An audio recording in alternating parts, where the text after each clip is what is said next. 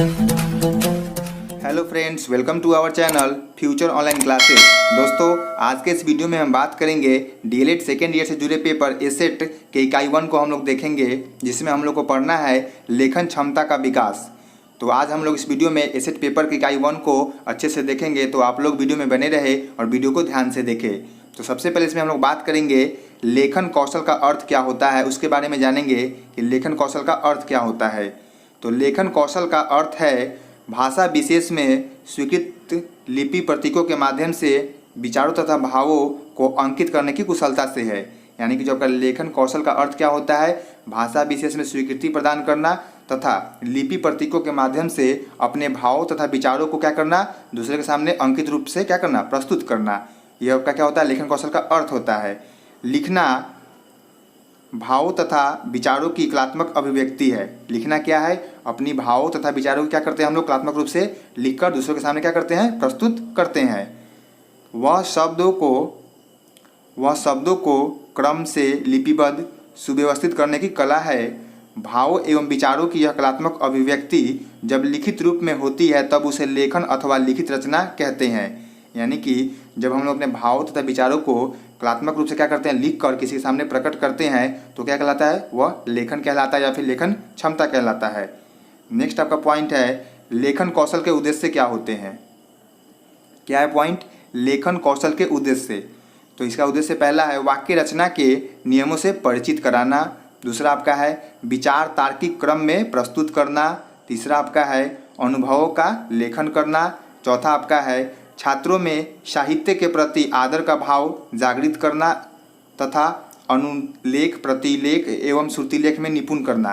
क्या है तीसरा चौथा पॉइंट आपका, छात्रों में साहित्य के प्रति आदर का भाव उत्पन्न करना तथा अनुलेख प्रतिलेख एवं श्रुतिलेख को क्या करना, निपुण करना, यानी कि अच्छा करना। आपका पांचवा पॉइंट क्या है, छात्रों के शब्दकोश में वृद्धि करना, सृजनात्मक शक्ति का विकास करना, बोध तथा तर्क शक्ति का भी विकास करना। ये सब कैसे होता है, ये सब आपका लेखन के माध्यम से ही होता है। इसीलिए लेखन कौशल का विकास क्या है, काफ़ी जरूरी है किसी भी बच्चे के अंदर। नेक्स्ट आपका पॉइंट है 6, छात्रों को सुंदर स्पष्ट और सुडौल अक्षर लिखने में क्या करना, निपुण करना। सातवां आपका है छात्रों को लिपि शब्द मुहावरे आदि का ज्ञान कराना तथा शुद्ध वर्तनी वाक्य रचना तथा विराम चिन्हों का भी ज्ञान कराना।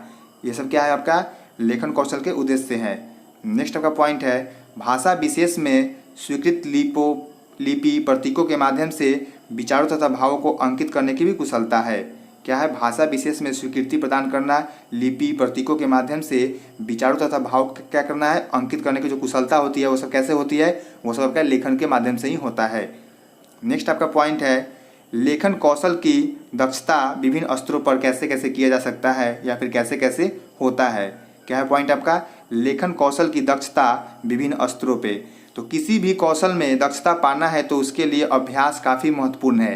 यानी कि आपको किसी भी तरह का अगर कौशल को प्राप्त करना है, उसके लिए आपको क्या करना पड़ेगा, उसके लिए आपको सबसे पहले प्रैक्टिस करनी होगी, क्योंकि प्रैक्टिस के ही अलावा प्रैक्टिस के बिना हम लोग कोई भी चीज़ को नहीं सीख सकते हैं। इसलिए प्रैक्टिस करना काफ़ी जरूरी है ताकि उन चीज़ों को आसानी से सीख सके। तो सबसे पहले इसमें जो दक्षता है उसमें क्या करना है, हम लोग को पूर्व प्राथमिक स्तर पर लेखन कौशल की दक्षता के बारे में जानना है। यानी कि बच्चों को पूर्व प्राथमिक स्तर पर लेखन कौशल की दक्षता में कैसे हम लोग अच्छा कर सकते हैं, तो उसके लिए क्या करना पड़ेगा, हमको बच्चों को लिखने के लिए पर्याप्त अवसर प्रदान करना होगा। बच्चों को चित्र दिखाकर उसका वर्णन करने के लिए बोलना होगा, उसके बारे में लिखने के लिए बोलना होगा। बच्चे जो भी कहानी सुनते हैं, कविता पढ़ते हैं या फिर याद करते हैं, उसके बारे में बच्चों से क्या करना है, आपको लिखवाना है। ये कौन से स्तर पे, ये पूर्व प्राथमिक स्तर पे बच्चों से ये सब करवाना है, ताकि बच्चे के अंदर क्या हो जाए, लेखन कौशल में क्या हो, दक्षता हो, लेखन कौशल में उसको सुधार मिले और अच्छा करने का वो प्रयास करेगा। नेक्स्ट आपका पॉइंट है उच्च प्राथमिक स्तर पर लेखन कौशल में दक्षता कैसे बच्चों में आएगी। तो इसके लिए हमको क्या करना पड़ेगा, आपको बच्चों को केवल अक्षर ज्ञान कराना होगा, सामान्य शब्दों का क्या करना होगा, परिचय देना होगा बच्चों को, लिखने की क्रिया में दक्ष बनाना होगा। बच्चों को ज़्यादा से ज़्यादा लिखने के लिए क्या करना होगा, हमें हमेशा मोटिवेट करते रहना होगा और अच्छे से राइटिंग में बैठा कर बच्चे लिखे, ताकि किसी भी शिक्षक अगर चेक करे उसका कॉपी तो क्या कर सके, लगे कि हाँ बच्चा कोई अच्छा राइटिंग में लिखा है, ताकि उसको मार्क्स भी अच्छा मिल सके। नेक्स्ट का पॉइंट है वाक्य रचना का सामान्य ज्ञान कराना। यानी कि बच्चों को कैसे कैसे सेंटेंस जोड़ते हैं, कैसे कैसे सेंटेंस में कहाँ कहाँ किसका प्रयोग करते हैं, पूर्ण विराम का, कॉमा का, फुल स्टॉप का, ये सब बच्चों को ज्ञान करना, ताकि बच्चे सही से लिख सके और एक अच्छे मतलब राइटर के रूप में अच्छे कॉपी बना सके, ताकि बच्चे उसे पढ़े तो अच्छे मार्क्स भी उसे मिल सके। नेक्स्ट आपका पॉइंट है लेखन की प्रमुख विशेषता क्या होती है। क्या पॉइंट्स हम लोग का, लेखन की प्रमुख विशेषता क्या होती है। लेखन के द्वारा हमारे व्यक्तित्व का परिचय दूसरों को मिलता है। लेखन के द्वारा क्या होता है, हमारे व्यक्तित्व का परिचय क्या होता है, दूसरों को भी मिलता है। हम लोग लिख के क्या करते हैं, दूसरों को कुछ अपने बारे में बता सकते हैं। तो इसके लिए क्या करना होगा, हमको लेखन कौशल का विकास करना होगा। दूसरा पॉइंट आपका है सामाजिक जीवन में पत्र व्यवहार हिसाब किताब के लिए क्या होगा, अत्यंत उपयोगी है लेखन। लेखन के माध्यम से हम क्या करते हैं, किसी को पत्र लिख पाते हैं, किसी भी हिसाब किताब को अच्छे से कर पाते हैं। लेखन द्वारा भाषा का स्थायी रूप बोलना क्या होता है, प्राप्त होता है। यानी कि हम लिखते लिखते क्या होते हैं, बोलना भी सीख जाते हैं और अच्छे से पढ़ना भी सीख जाते हैं। इसलिए लिखना क्या है, काफ़ी ज़रूरी है। नेक्स्ट का पॉइंट चौथा, लेखन साहित्य समाज का क्या है, प्रतिबिंब है। लेखन क्या है, साहित्य समाज का प्रतिबिंब है। पांचवा का पॉइंट क्या है, लिखना सिखाने का भी एक क्रम है। लिखना क्या है, सिखाने का भी एक क्रम है। यानी कि लिखना भी क्या है, एक सीखने का क्रम ही है। बच्चे इसके द्वारा भी बहुत कुछ चीज़ों को क्या करते हैं, सीखते हैं। नेक्स्ट आपका पॉइंट है लेखन की सहायता से छात्रों की रचनात्मक प्रवृत्तियों का क्या होता है, विकास होता है तथा इससे बालकों में जिज्ञासा क्या होता है, जागृत होती है। लिखने से क्या होती है, बच्चे के अंदर रचनात्मक शक्तियों का विकास होता है और बालकों में क्या होता है, जिज्ञासा भी जागृत होती है सीखने के लिए। नेक्स्ट आपका पॉइंट है लेखन शिक्षा से ही मौलिक विचारों को अभिव्यक्ति करने की शक्ति छात्रों में क्या होती है, उत्पन्न होती है। यानी कि लेखन शिक्षा से क्या होता है, बच्चों के अंदर क्या होती है, मौलिक विचारों को क्या होती है, अभिव्यक्ति होती है, जिससे बच्चे क्या करते हैं, किसी भी चीज़ों के बारे में अच्छे से सोच पाते हैं, उसके बारे में अच्छे से ज्ञान प्राप्त कर पाते हैं। नेक्स्ट का पॉइंट है साहित्य की विधाओं के बारे में लेखन शिक्षा से ही बार बार पढ़ सकते हैं। प्रसिद्धि लेखक कवियों के मौलिक विचारों को इसी के साथ हम लोग क्या करते हैं, पढ़ते हैं। यानी किसी भी राइटर का जो बुक हम लोग पढ़ते हैं या किसी भी विद्वान का जो बुक हम लोग पढ़ते हैं, तो वो सब कैसे पढ़ते हैं, किसी न किसी के द्वारा क्या हो गया, वो लिखा गया है, किसी न किसी के द्वारा क्या किया, टाइप किया गया है। यानी कि जो लिखने की क्षमता होती है क्या होती है, किसी भी राइटर के बुक को हम लोग क्या मिलता है, हम लोग को पढ़ने को मिलता है। तो सब कैसे मिलता है, लेखन क्षमता के कारण नहीं मिलता है। क्योंकि राइटर जो भी होते हैं या फिर जो भी ऑथर होते हैं क्या करते हैं, बुक को लिखते हैं, तभी वो मार्केट में आती है और तभी हम लोग के पास वो इंसान के पास आता है और हम लोग उसको खरीद कर क्या करते हैं, मार्केट से अच्छे से पढ़ते हैं। तो लेखन कौशल का विकास होना काफ़ी जरूरी है, ताकि चीज़ों को क्या हो जाए, आसान से बनाया जा सके और सभी के यहाँ प्रस्तुत किया जा सके। नेक्स्ट आपका पॉइंट है लेखन के द्वारा छात्रों कला तथा रचना की प्रवृत्ति का विकास होता है। साथ ही साथ बौद्धिक विकास, विचारों तथा भावनाओं को लिखने में आंतरिक क्षमता का क्या होता है, उजागर होता है। यानी कि लेखन के द्वारा छात्रों का क्या होती है, कला और प्रवृत्ति का भी विकास होता है।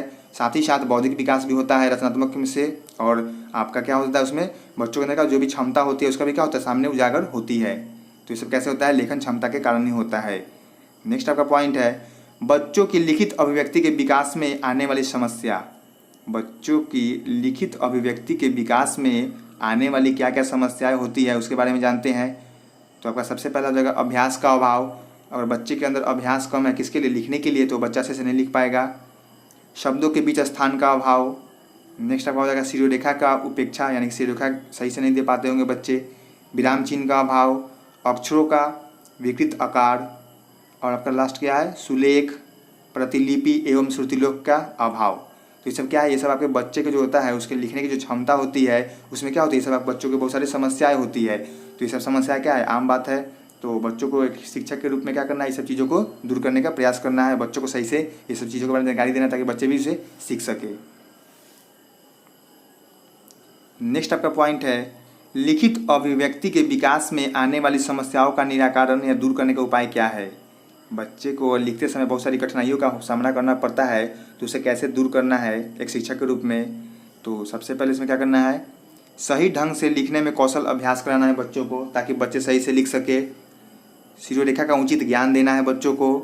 अक्षरों का शेड्यूल बनाने के लिए बच्चों को बोलना है। विराम चिन्हों का प्रयोग करने के लिए बच्चों को अच्छे से बताना है।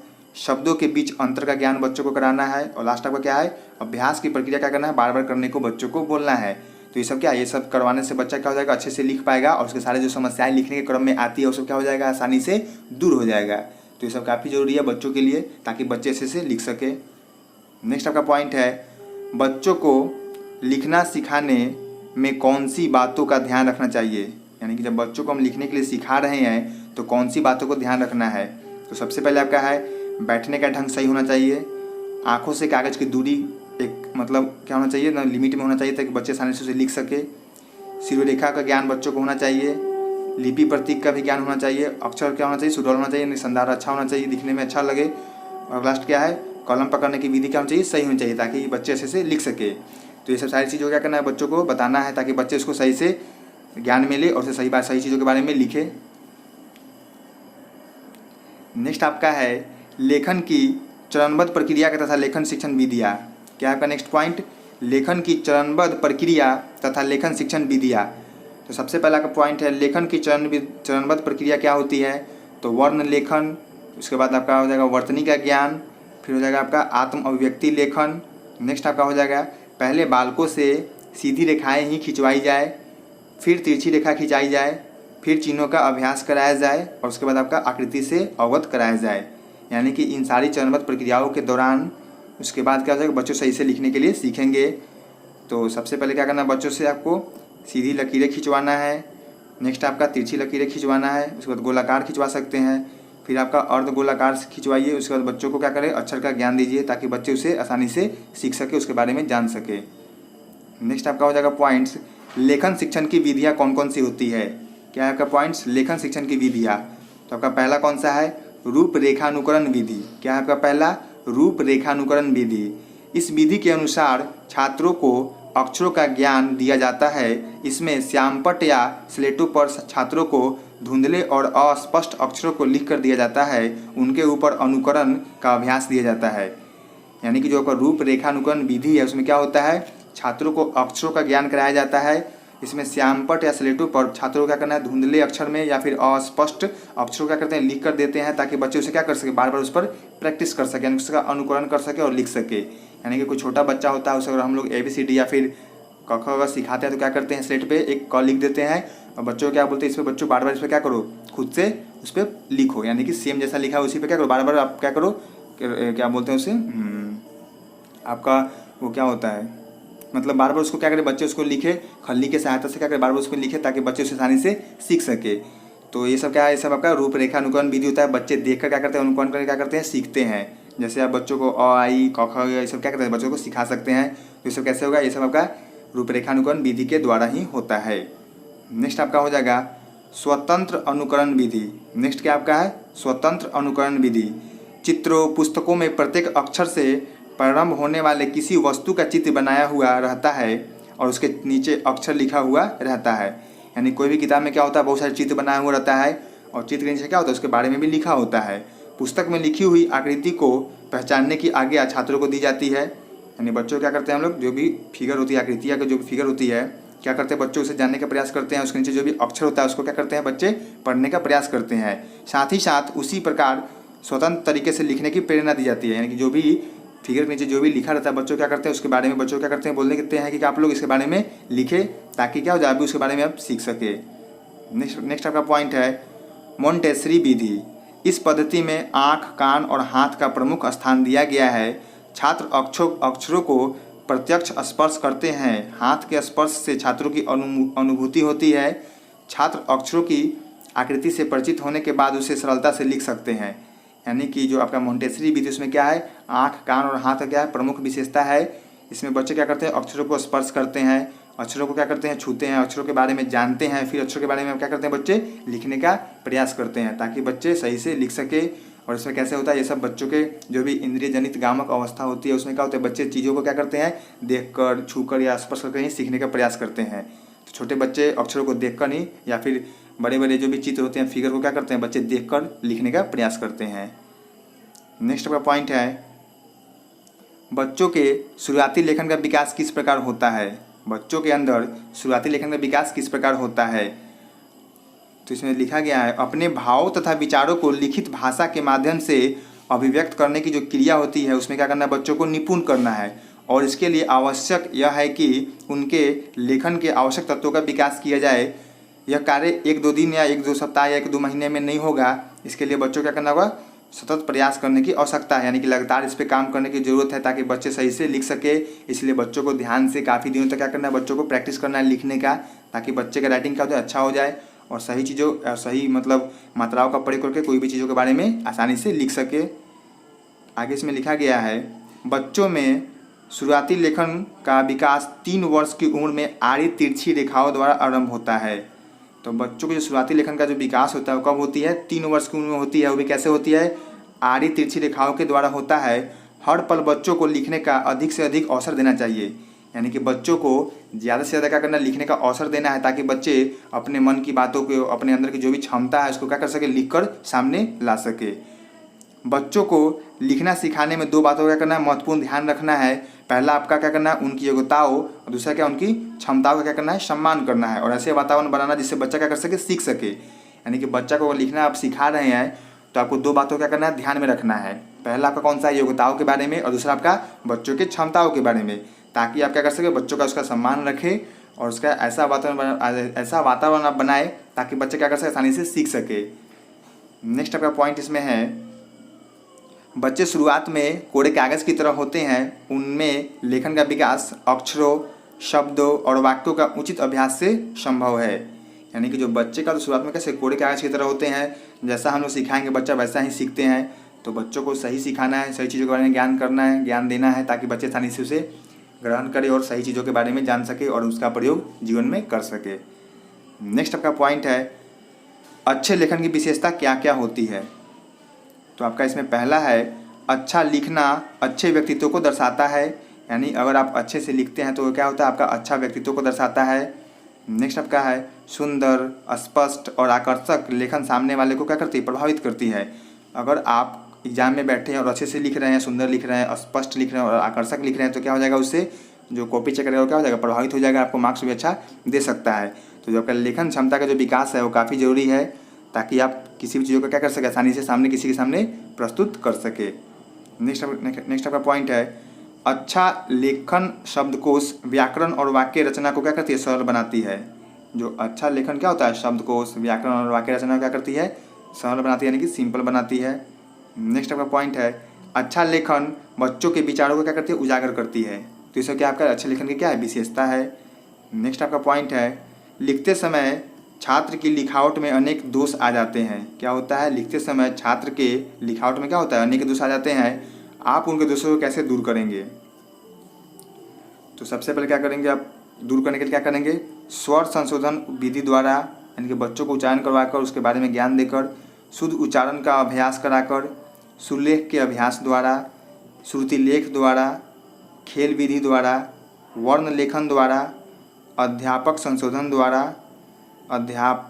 द्वारा संशोधन, और आपका लास्ट क्या है, अक्षर तथा वाक्य विन्यास द्वारा।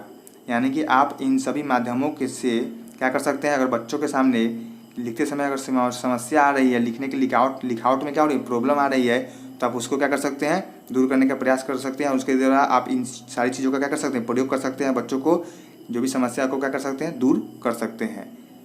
नेक्स्ट आपका आगे है, लेखन शिक्षक का महत्व क्या क्या होता है। यानी कि लेखन शिक्षण का महत्व क्या है। तो लेखन शिक्षण के माध्यम से हम अपने विचारों तथा भावों को साहित्यिक रचना के रूप में प्रस्तुत कर सकते हैं और अपनी सृजनात्मक प्रतिभा को विकसित कर सकते हैं। नेक्स्ट आपका पॉइंट है, लेखन द्वारा हमारे व्यक्तित्व का परिचय दूसरों को मिलता है। जो व्यक्ति लेखन में कुशल होता है वह समाज में सम्मान तथा प्रतिष्ठा क्या करता है, प्राप्त करता है, और सभी व्यक्ति सभ्य एवं संस्कृति कहते हैं। नेक्स्ट आपका पॉइंट है तीसरा, लेखन के द्वारा भाषा को अस्थायी रूप प्रदान किया जाता है। यानी कि लेखन द्वारा क्या होता है, भाषा को अस्थायी रूप प्रदान किया जाता है। नेक्स्ट आपका पॉइंट है, बौद्धिक विकास, विचारों तथा भावनाओं को लिखने में आंतरिक क्षमता की मनोदशा उजागर होती है। यानी कि लिखने से क्या होता है, बच्चों के अंदर बौद्धिक क्षमता का विकास होता है, जो भी उसका विचार होता है, भावनाओं होता है, क्या होता है, जागृत होती है। नेक्स्ट आपका पॉइंट है, लेखन के द्वारा छात्रों में कला तथा रचना की प्रवृत्ति का भी विकास होता है। क्या होता है, लेखन द्वारा बच्चे के अंदर कला का भी विकास होता है और रचना की प्रवृत्ति का भी विकास होता है, ताकि क्या कर सकते हैं, बच्चे आसानी से किसी भी चीज़ों के बारे में क्या करते हैं, लिख सकते हैं, ऐसी चीज़ों के बारे में जान सकते हैं। नेक्स्ट आपका पॉइंट है, लेखन के द्वारा सामाजिक जीवन में पत्र व्यवहार, हिसाब किताब आदि के लिए क्या है, लेखन का महत्व स्थान है। यानी कि अगर किसी भी इंसान को अगर अच्छे से लिखने आता है, अपनी बातों को दूसरे के सामने क्या करना, प्रस्तुत करने आता है लिख कर, तो वो जीवन में क्या कर सकता है, बहुत सारी चीज़ों के बारे में लिख सकता है। जैसे कि आप पत्र लिखना है तो अच्छे से लिख सकते हैं, हिसाब किताब करना तो वहाँ भी आपको लिखने का काम होगा। तो दैनिक जीवन में बहुत जगह ऐसा है जहाँ पे लिखने का बहुत सारा काम है, तो लिखना हर इंसान को आना चाहिए और अच्छे से आना चाहिए, ताकि वो चीज़ों को क्या कर सके, आसान रूप में दूसरों को क्या कर सके, प्रस्तुत कर सके। उसके इकाई 2 को हम लोग देखेंगे इस वीडियो में, तो आप लोग वीडियो में बने रहे और वीडियो को ध्यान से देखें। तो हम लोग को इकाई 2 में पढ़ना है हिंदी शिक्षण में सीखने की योजना और कक्षा प्रक्रियाओं के बारे में जानना है। तो सबसे पहले हम लोग जानेंगे हिंदी सीखने का क्या अर्थ होता है। तो इसमें लिखा गया है सबसे पहले तो इसलिए क्योंकि यह भारत देश की राजभाषा है और हमें अपने ही देश की प्रमुख भाषा का ज्ञान न हो तो यह एक बहुत बड़ी कमी कहलाएगी। यानी हिंदी सीखने का अर्थ क्या होता है, तो सबसे पहले तो इसलिए क्योंकि यह भारत की क्या है, राजभाषा है और हमें अपने देश की राजभाषा के बारे में जानना क्या है, एक अधिकार है और जानना जरूरी है। अगर इसके बारे में नहीं जानते तो क्या है, सबसे बड़ी कमी कहलाएगी। एक भाषा के रूप में हिंदी न सिर्फ भारत की पहचान है बल्कि यह हमारे जीवन मूल्यों, संस्कृति एवं संस्कारों की सच्ची संवाहक, संप्रेषक और परिचायक भी है। क्या कहा जा रहा है, एक भाषा के रूप में हिंदी न सिर्फ भारत की पहचान है बल्कि यह हमारे जीवन मूल्यों, संस्कृति एवं संस्कारों की क्या है, सच्ची संवाहक, संप्रेषक और परिचायक भी है। नेक्स्ट पॉइंट है बहुत सरल, सहज और सुगम भाषा होने के साथ हिंदी विश्व की संभवतः सबसे वैज्ञानिक भाषा है जिसे दुनिया भर में समझने, बोलने और चाहने वाले लोगों की संख्या क्या है, काफ़ी मौजूद है। यानी कि हिंदी जो भाषा है कैसा है, सरल है, सहज है और सुगम भी है, यानी कि आसानी से सीखने वाली भी भाषा है, जो क्या है देश के साथ साथ विश्व में भी क्या है प्रचलित भाषा है, सबसे वैज्ञानिक भाषा है जिसे दुनिया भर में समझने वाले और बोलने वाले लोगों की संख्या क्या है, बहुत ही ज़्यादा है। नेक्स्ट पॉइंट है हिंदी सीखने का अर्थ विभिन्न नियम एवं सिद्धांतों को जानकर बोलचाल की भाषा में उसका प्रयोग करना। हिंदी सीखने का अर्थ क्या है, विभिन्न नियमों को सीखकर उसके सिद्धांतों को जानकर बोलचाल की भाषा में क्या करना है, उसका प्रयोग करना है। सरल भाषा का प्रयोग, सूत्रों का ज्ञान हिंदी सीखने के लिए महत्वपूर्ण घटक है। यानी कि सरल भाषा का प्रयोग क्या करना है, सूत्रों का ज्ञान हिंदी सीखने के लिए क्या है, महत्वपूर्ण घटक है। यानी कि हिंदी सीखने के लिए हम क्या करना पड़ेगा, सबसे पहले तो इस भाषा का क्या करना है, ज़्यादा से ज़्यादा प्रयोग करना है, उसके सूत्रों के बारे में जानना है और आसानी से इसका क्या करना है, प्रयोग करना है। नेक्स्ट आपका पॉइंट है हिंदी सिखाते तथा सीखते समय मातृभाषा को कम से कम प्रयोग करें।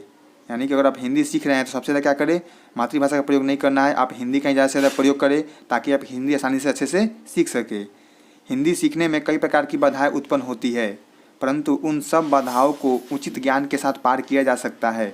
हिंदी सीखने के दौरान बहुत सारी कठिनाइयाँ आएगी तो उसे कैसे दूर करना है, इन सारी बाधाओं को आपको क्या करना है, हिंदी की जो भी बोलने की जो प्रैक्टिस होती है उसके माध्यम से क्या करना है, इसको दूर करने का प्रयास करना है।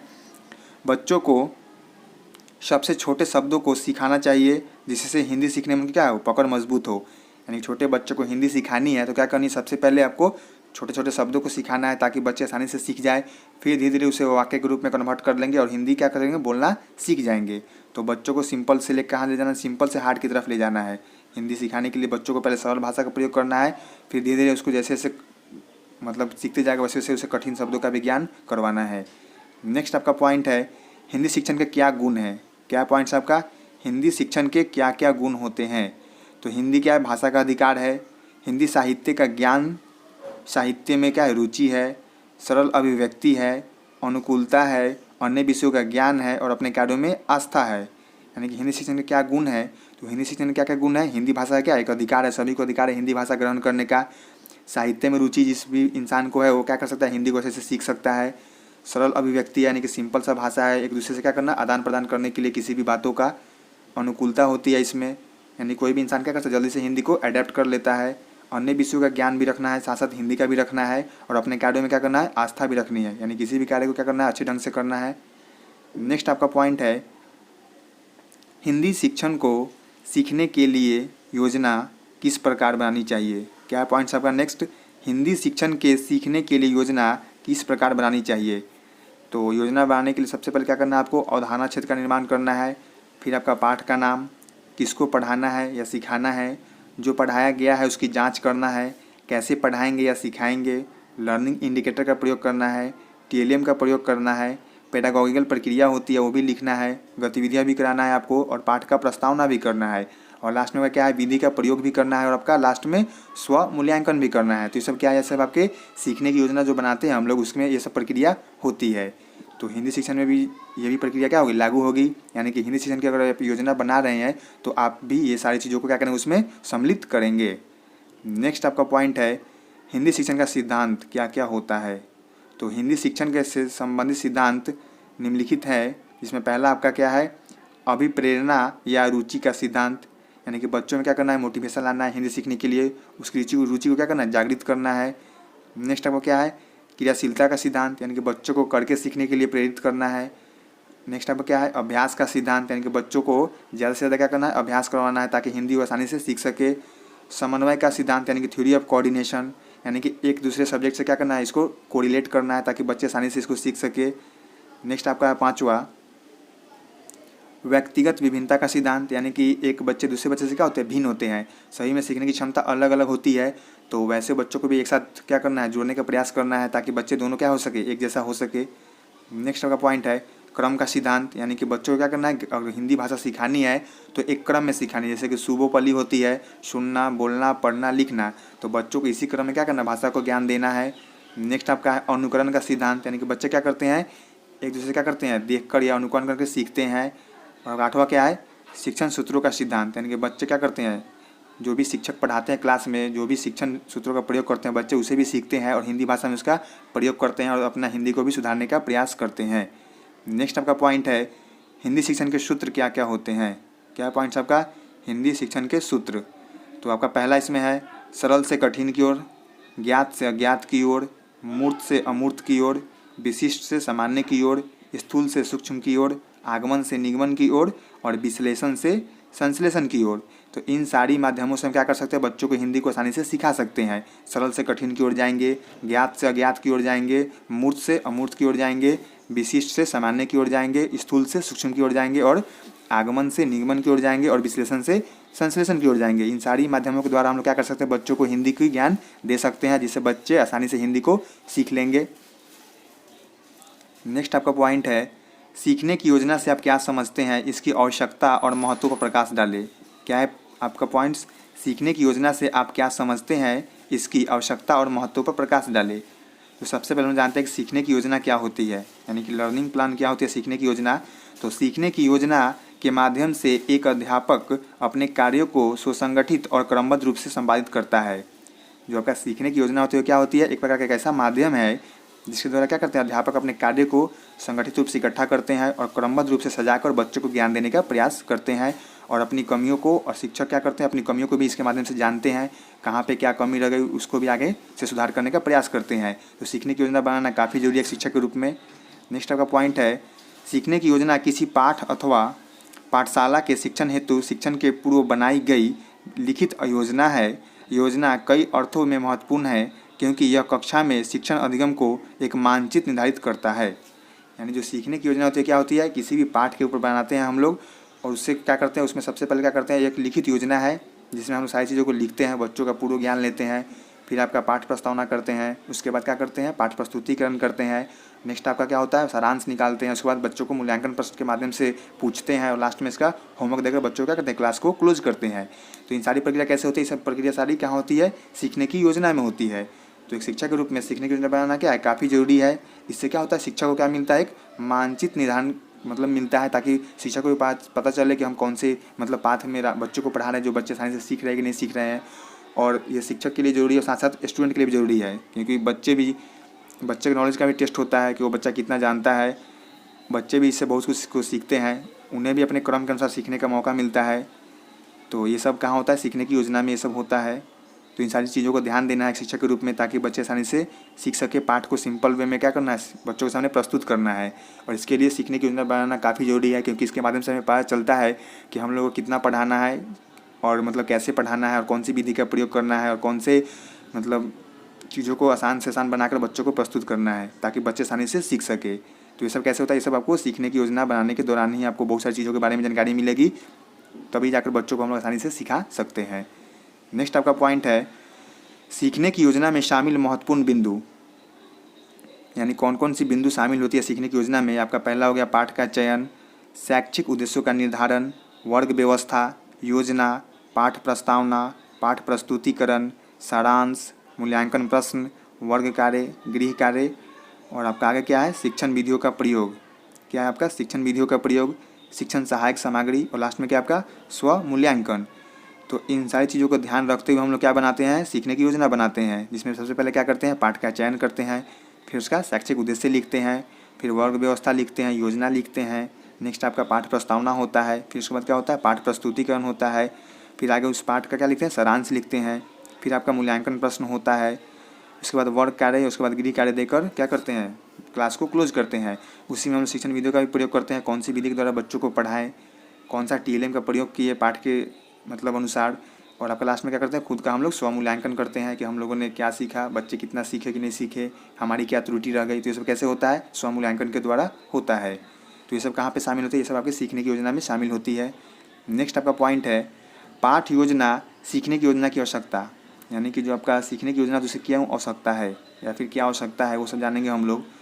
इसमें सबसे पहला आपका पॉइंट्स है, सीखने की योजना से एक अध्यापक को यह ज्ञान हो जाता है कि उसने अपने शिक्षण उद्देश्यों को कहाँ तक प्राप्त किया है। क्या होता है, सीखने की योजना से एक अध्यापक को यह पता हो जाता है कि उसने अपने शिक्षण उद्देश्य को कहाँ तक प्राप्त किया है, यानी कि उन्होंने जो चीज़ बना के लाया था क्लास में पढ़ाने के लिए वो कहाँ तक बच्चों को देने में सफल हुए हैं कि नहीं हुए हैं। तो कैसे पता चलता है, सीखने की योजना से पता चलता है। नेक्स्ट आपका पॉइंट है पाठ योजना कक्षा नियंत्रण तथा प्रेरणा एवं व्यक्तिगत विभिन्नता के आधार पर शिक्षण प्रक्रिया के नियोजन में सहायता प्रदान करती है। पाठ योजना क्या करती है, कक्षा को नियंत्रण करने में तथा प्रेरणा देने में एवं व्यक्तिगत विभिन्नता के आधार पर शिक्षण प्रक्रिया को क्या करना है, नियोजन करने में क्या करती है, सहायता करती है।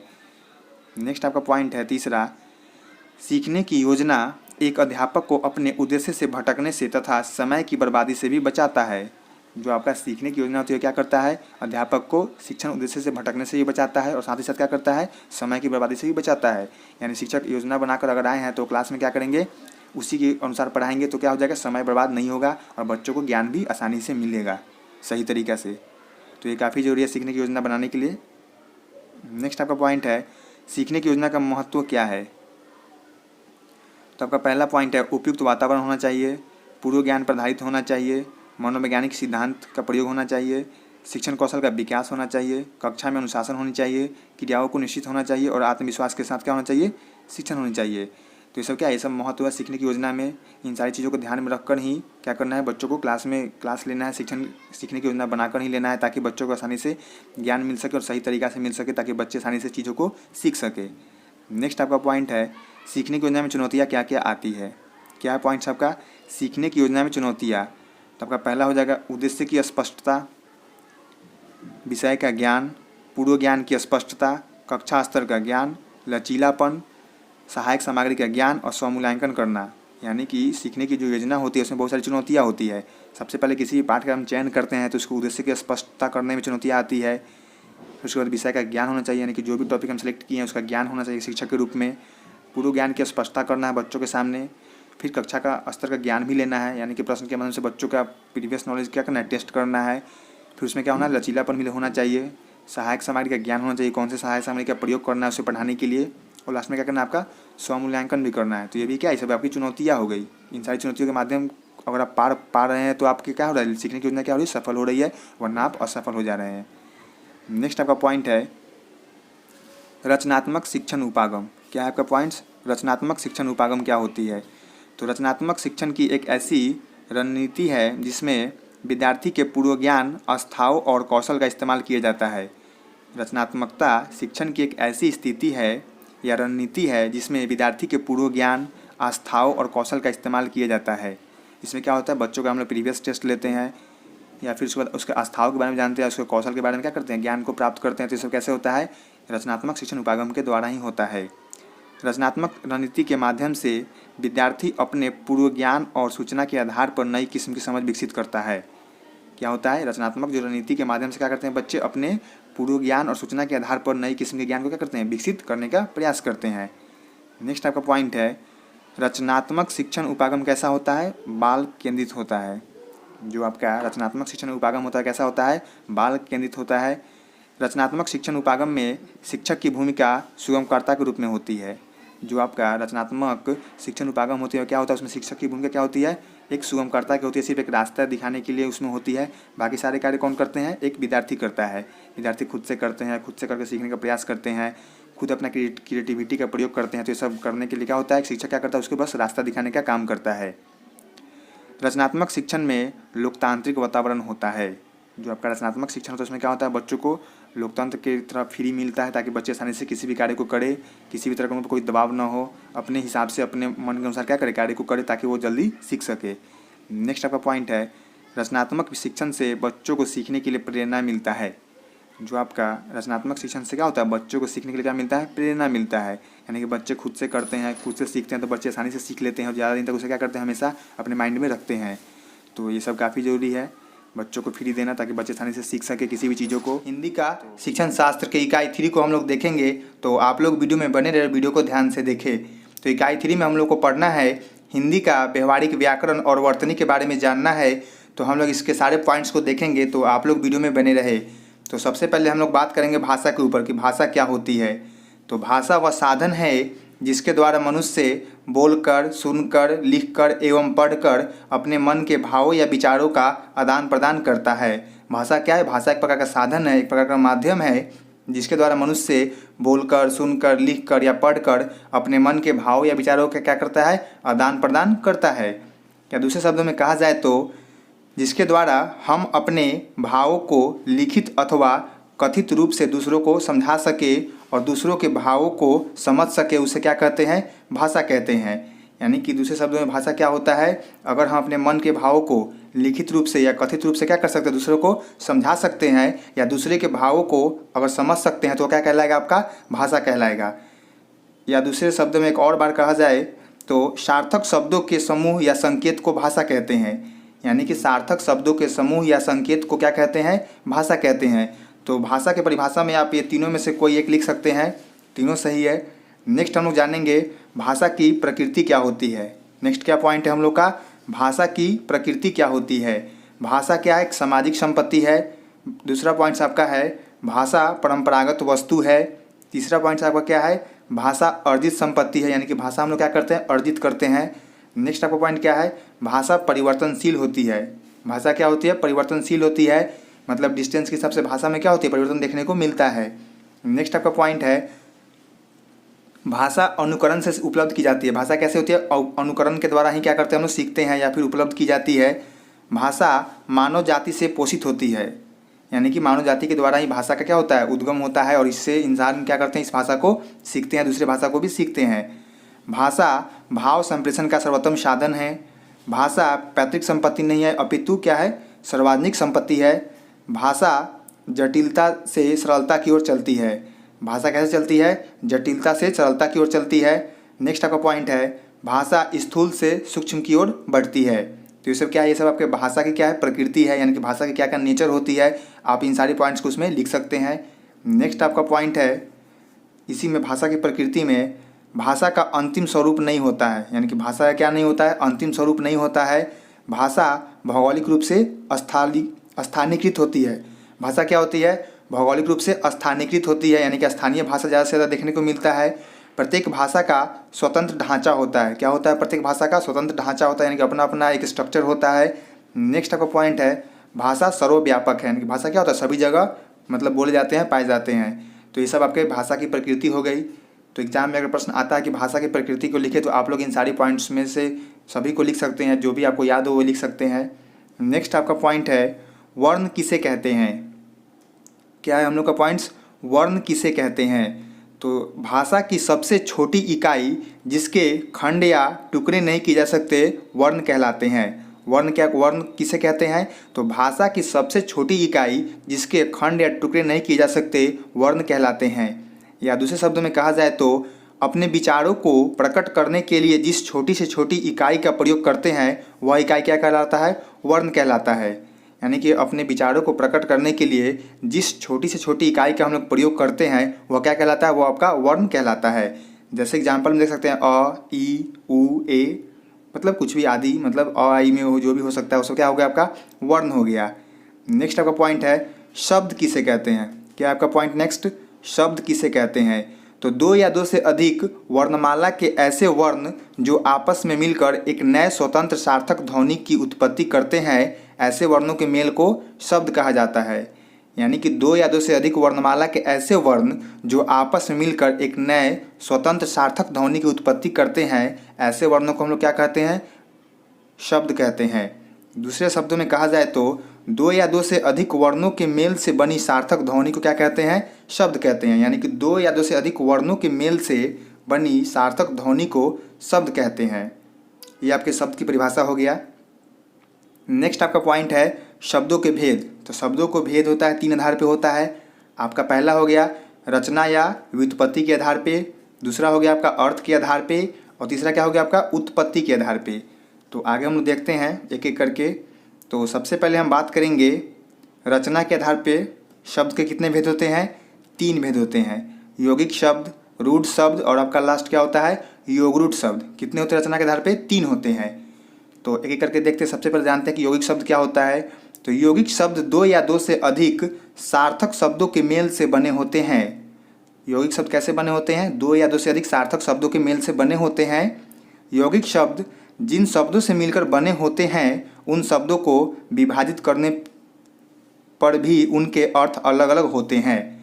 यानी कि जो आपका यौगिक शब्द होता है वो कैसे बनता है, 2 या 2 से अधिक सार्थक शब्दों के मेल से बनता है। और यौगिक शब्द जिन शब्दों से मिलकर बने होते हैं उन शब्दों को अगर आप विभाजित करेंगे यानी कि अलग अलग करेंगे तो उनका अर्थ भी क्या होगा, अलग अलग होगा। जैसे एग्जाम्पल आप देख सकते हैं यहाँ पे क्या है, राजपुरुष, देवदूत, महाभारत आदि, ये सब क्या हो गया आपका यौगिक शब्दों का एग्जाम्पल हो गया। नेक्स्ट देखते हैं हम लोग रूढ़ शब्द। नेक्स्ट क्या हम लोग का पॉइंट, रूढ़ शब्द। तो ऐसे शब्द जिनके अर्थ का बोध अवयवों की प्रकृति से होता है ऐसे शब्दों को यौगिक शब्द कहा जाता है। रूढ़ शब्द जो किसी अन्य शब्दों के मेल से नहीं बने होते हैं वह स्वयं में ही एक विशेष अर्थ प्रकट करते हैं। यानी कि जो रूढ़ शब्द होता है क्या होता है, अवयवों की प्रकृति से बना होता है, उसे हम लोग क्या बोलते हैं यौगिक शब्द कहा जाता है।